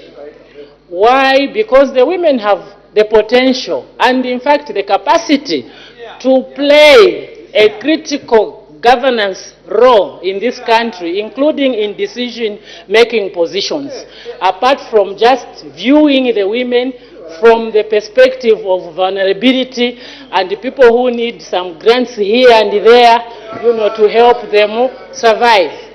As we all agree here, countrywide, in fact, globally, women constitute more than 50% of the population. And this pattern comes down even to the national level, and even in my constituency, Kafue, the women are slightly more than the men. So you can see the proportion of women that we have from the global to the community level, which is underutilized in terms of how they can contribute productively to all these sectors that we are talking about. Even the energy crisis, Mr. Speaker, that we are talking about, the people that suffer the biggest brunt are the women who have to cook, who have to do all those chores requiring electricity usage, and including ironing, the honorable member here is adding. So the role of women in national development and in all these spheres cannot continue, Mr. Speaker, to be, I'm looking for the correct word. We cannot continue to downplay, the important role that women play. And so I'm grateful that His Excellency alluded to the constitutional reforms, and I must also express appreciation from the honorable member of Sanzala that I just listened to now, stressing the importance of these constitutional reforms and that we must put all our differences together. We must put and become patriotic and focus on this constitutional reform, because what it will bring out will be good, not only for us parliamentarians who are aspiring to go back to the councils and correct the wrongs. It is a public secret. You've heard what has been happening from the councils in my constituency, and we cannot continue, to let such situations happen. So the women equally, who are your largest majority of voters, need your input as members of parliament to support their agenda, which we can attain through this constitutional reform, which elsewhere has helped other countries, to improve the status of women in governance, unlike what is currently obtaining, in our country. There's a lot that we can learn from others, and I know that if we unite, we can do it, because our president certainly will support, the ascension of women to better positions in our country. With those remarks, I thank you, Mr. Speaker. The Honorable Member for Mitete. Honorable Member for Nkana, avoid debating while he's seated. You are disturbing others. You may proceed, Honorable Member for Mitete. Thank you so much, Mr. Speaker. Allow me start by quoting the tail end of His Excellency President Kainde Hichilema's words. Doctor, he said, and I quote, "As we said in the theme of our 6th independence anniversary, we need to accept that we can achieve this through smart work, hard work, and more work after work. It is the only way. There is no any other way." I argue that there is no other way. There are no shortcuts. We have to do what is right, and if we do that, we will succeed. End of quote. Mr. Speaker, it is smart work, hard work, and more work after work. In the yesteryears, it was more beer, and more beer after beer. And that beer was Jameson. You cannot achieve anything. You can't. With hard work, the CDF has been increased, and it is to be increased. With beer, we were failing. to fund all the constituencies. With hard work, allowances for university students reintroduced. With beer scrapped off. With hard work, the school feeding program come 2025. All the 116 districts shall have school feeding program. With hard work, free education. With beer, no free education. With hard work, vaccines for our livestock in Eastern Province, Southern, Western, and the entire country being manufactured right here in Zambia. With beer, nothing. With hard work, come October,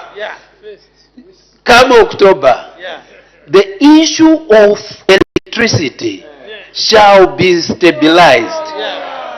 With beer, when we had problems in 2019, even when it was just a partial drought, we had long hours of load shedding. With hard work, it is that time when planning should have been done to say, should there be another drought? No, it was party after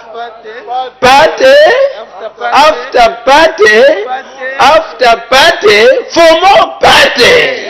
You can't plan like that. You can't.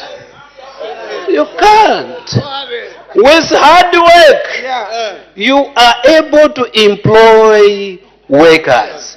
And you will not follow them in their bedrooms. With beer, you can follow them and beat them up as promised. And who will allow such things to happen? I don't think Zambians will do. No. It is time for work. Work, hard work, after work, and more work. That even the team for our women, the women Chipolopolo, with hard work, it is encouraged to do better. That's what hard work means. Mr. Speaker, this is what I've picked.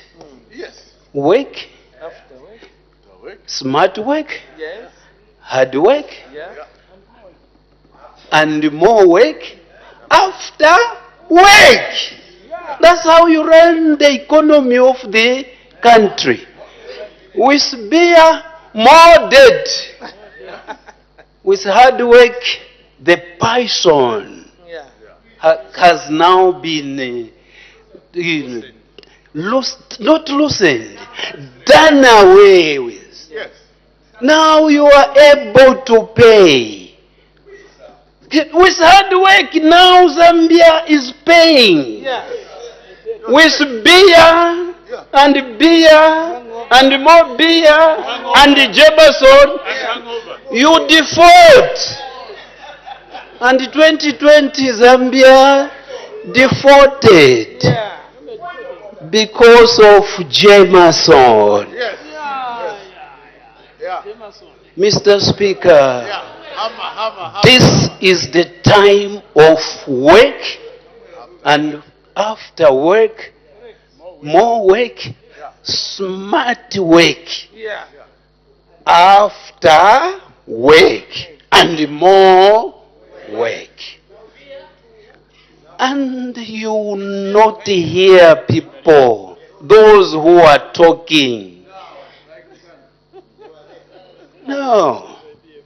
With hard work, Tateyoyo to Katunda, you now have bypass being done. soon and very soon.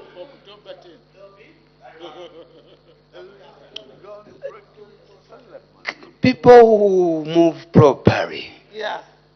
Mr. Speaker, that's the difference between work, smart work, hard work, and work after work, and beer, because the dual carriage work. It's being done and at the proper price. That's how we work for a country. Smart work. In all the constituencies, you have a classroom block there, a clinic there, desks, and water. Order. Mr. Speaker, thank you so much. This is the difference between smart work, hard work, more work, after work, and beer after beer, beer, and Jameson. Thank you, Mr. Speaker. I honor the Vice President adjournment. Mr. Speaker, I beg to move that the House do now adjourn. The question is that the House do now adjourn. Any debate, any objection? The question is agreed to. The House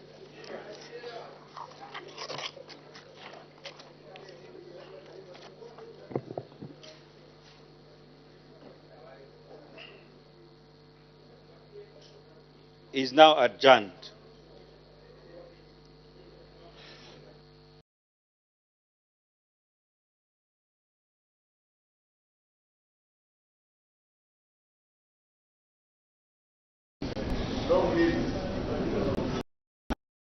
Good evening. Thank you for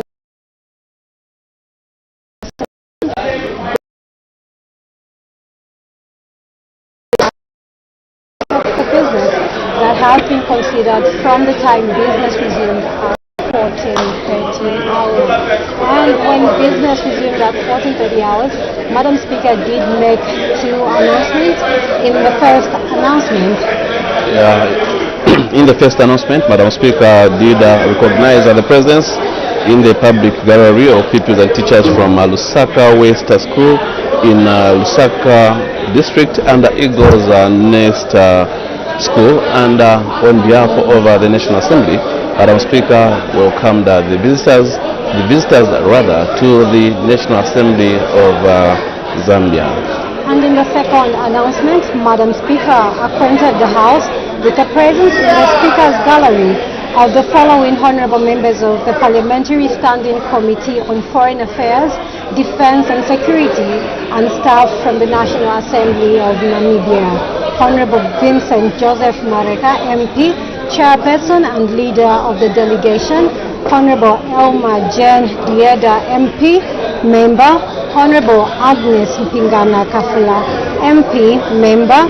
Honorable Temistox Dudu Murorwa, MP, Member, and Mrs. Linia N. Shikongo, Staff. Madam Speaker, on behalf of the National Assembly, warmly welcomed the distinguished guests to the National Assembly. Yes, indeed. So the House had considered two questions for oral answer, understanding order 8. And 16 came from Mr. to be his question to the Minister of Education. He wanted to find out if it has any plans to construct in Bwanamkubwa parliamentary constituency. In B, if so, when the plans will be implemented, and C, what the estimated cost over the project is. And the minister did say that government has got no immediate plans to construct a secondary school in Bwanamkubwa parliamentary constituency. And so this answer meant that part B and C fell off. And question number 17 did come from Mr. Raphael Mabenga, who is Mlowezi Member of Parliament, and his question was directed to the Minister of Transport and Logistics. In A, whether the government has any plans to revive the Njanji commuter train in Lusaka district, and the acting minister did respond that yes, government has plans. And in part B, if so, when the plans will be implemented, the acting minister did respond that once resources are made available. And in C, if there are no such plans, why C fell off, given his background to the answers given in A and B. And in part D, when the structures that were illegally constructed on rail reserve land will be demolished, the acting minister did respond that the matter is before the High Court awaiting judgment. And so those were the responses that were given to question number 17. After the considerations of those two questions, for oral answer understanding order 80, the House did consider the motion of 17th September, which was moved by Mr. Hudson Maveta, that the thanks of this assembly be recorded for the exposition of a public policy contained in the President's address, and this particular motion was seconded by Mr. Joe Chivuye, who is a grown member of Parliament, and as I saw a number of members of Parliament who did debate this motion. Exactly, Joe. And on that note, we conclude today's live parliamentary proceedings. On behalf of the entire production crew and on behalf of Joe Muyunda Akateba, it's bye-bye for now.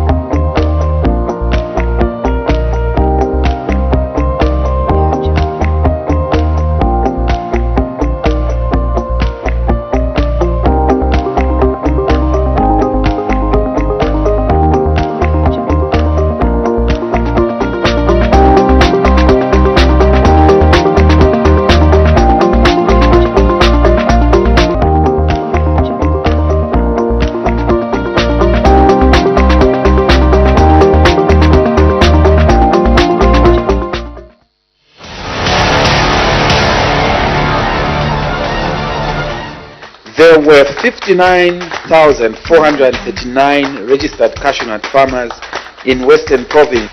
The situation as it is, I'm incapacitated. The good people of Petauke especially in Nyika 1, where we don't have water. This is now a serious risk on the people of Iteztezi. Last week we registered maternal death. Within the CDF, we can build palaces for all chiefs in our country.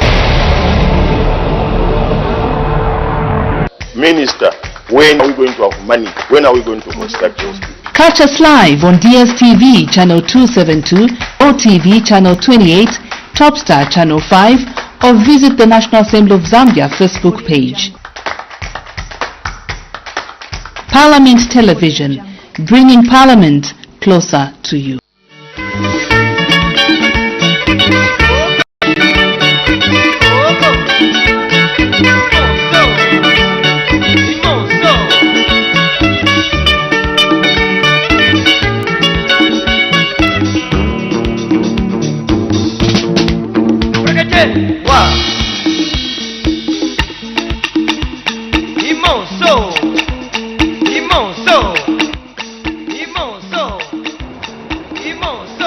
Keep watching Parliament Television, a station that brings Parliament closer to you.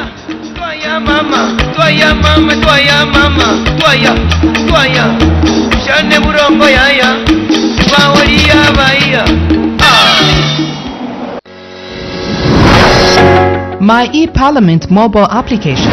My e-Parliament is a mobile application developed by the National Assembly of Zambia in order to bring Parliament closer to you. You can download and install My e-Parliament from App Store or Play Store. Once installed, you can raise your concerns, provide your input, opinion and feedback on various projects or decisions being made in your constituency. On My e-Parliament mobile application, you can listen to Parliament Radio. You will have access to parliamentary documents such as bills and acts which are considered in Parliament. You also have access to National Assembly social media platforms such as Facebook, Instagram and Twitter. You can also watch Parliament live. Download now. My e-Parliament, bringing Parliament closer to you.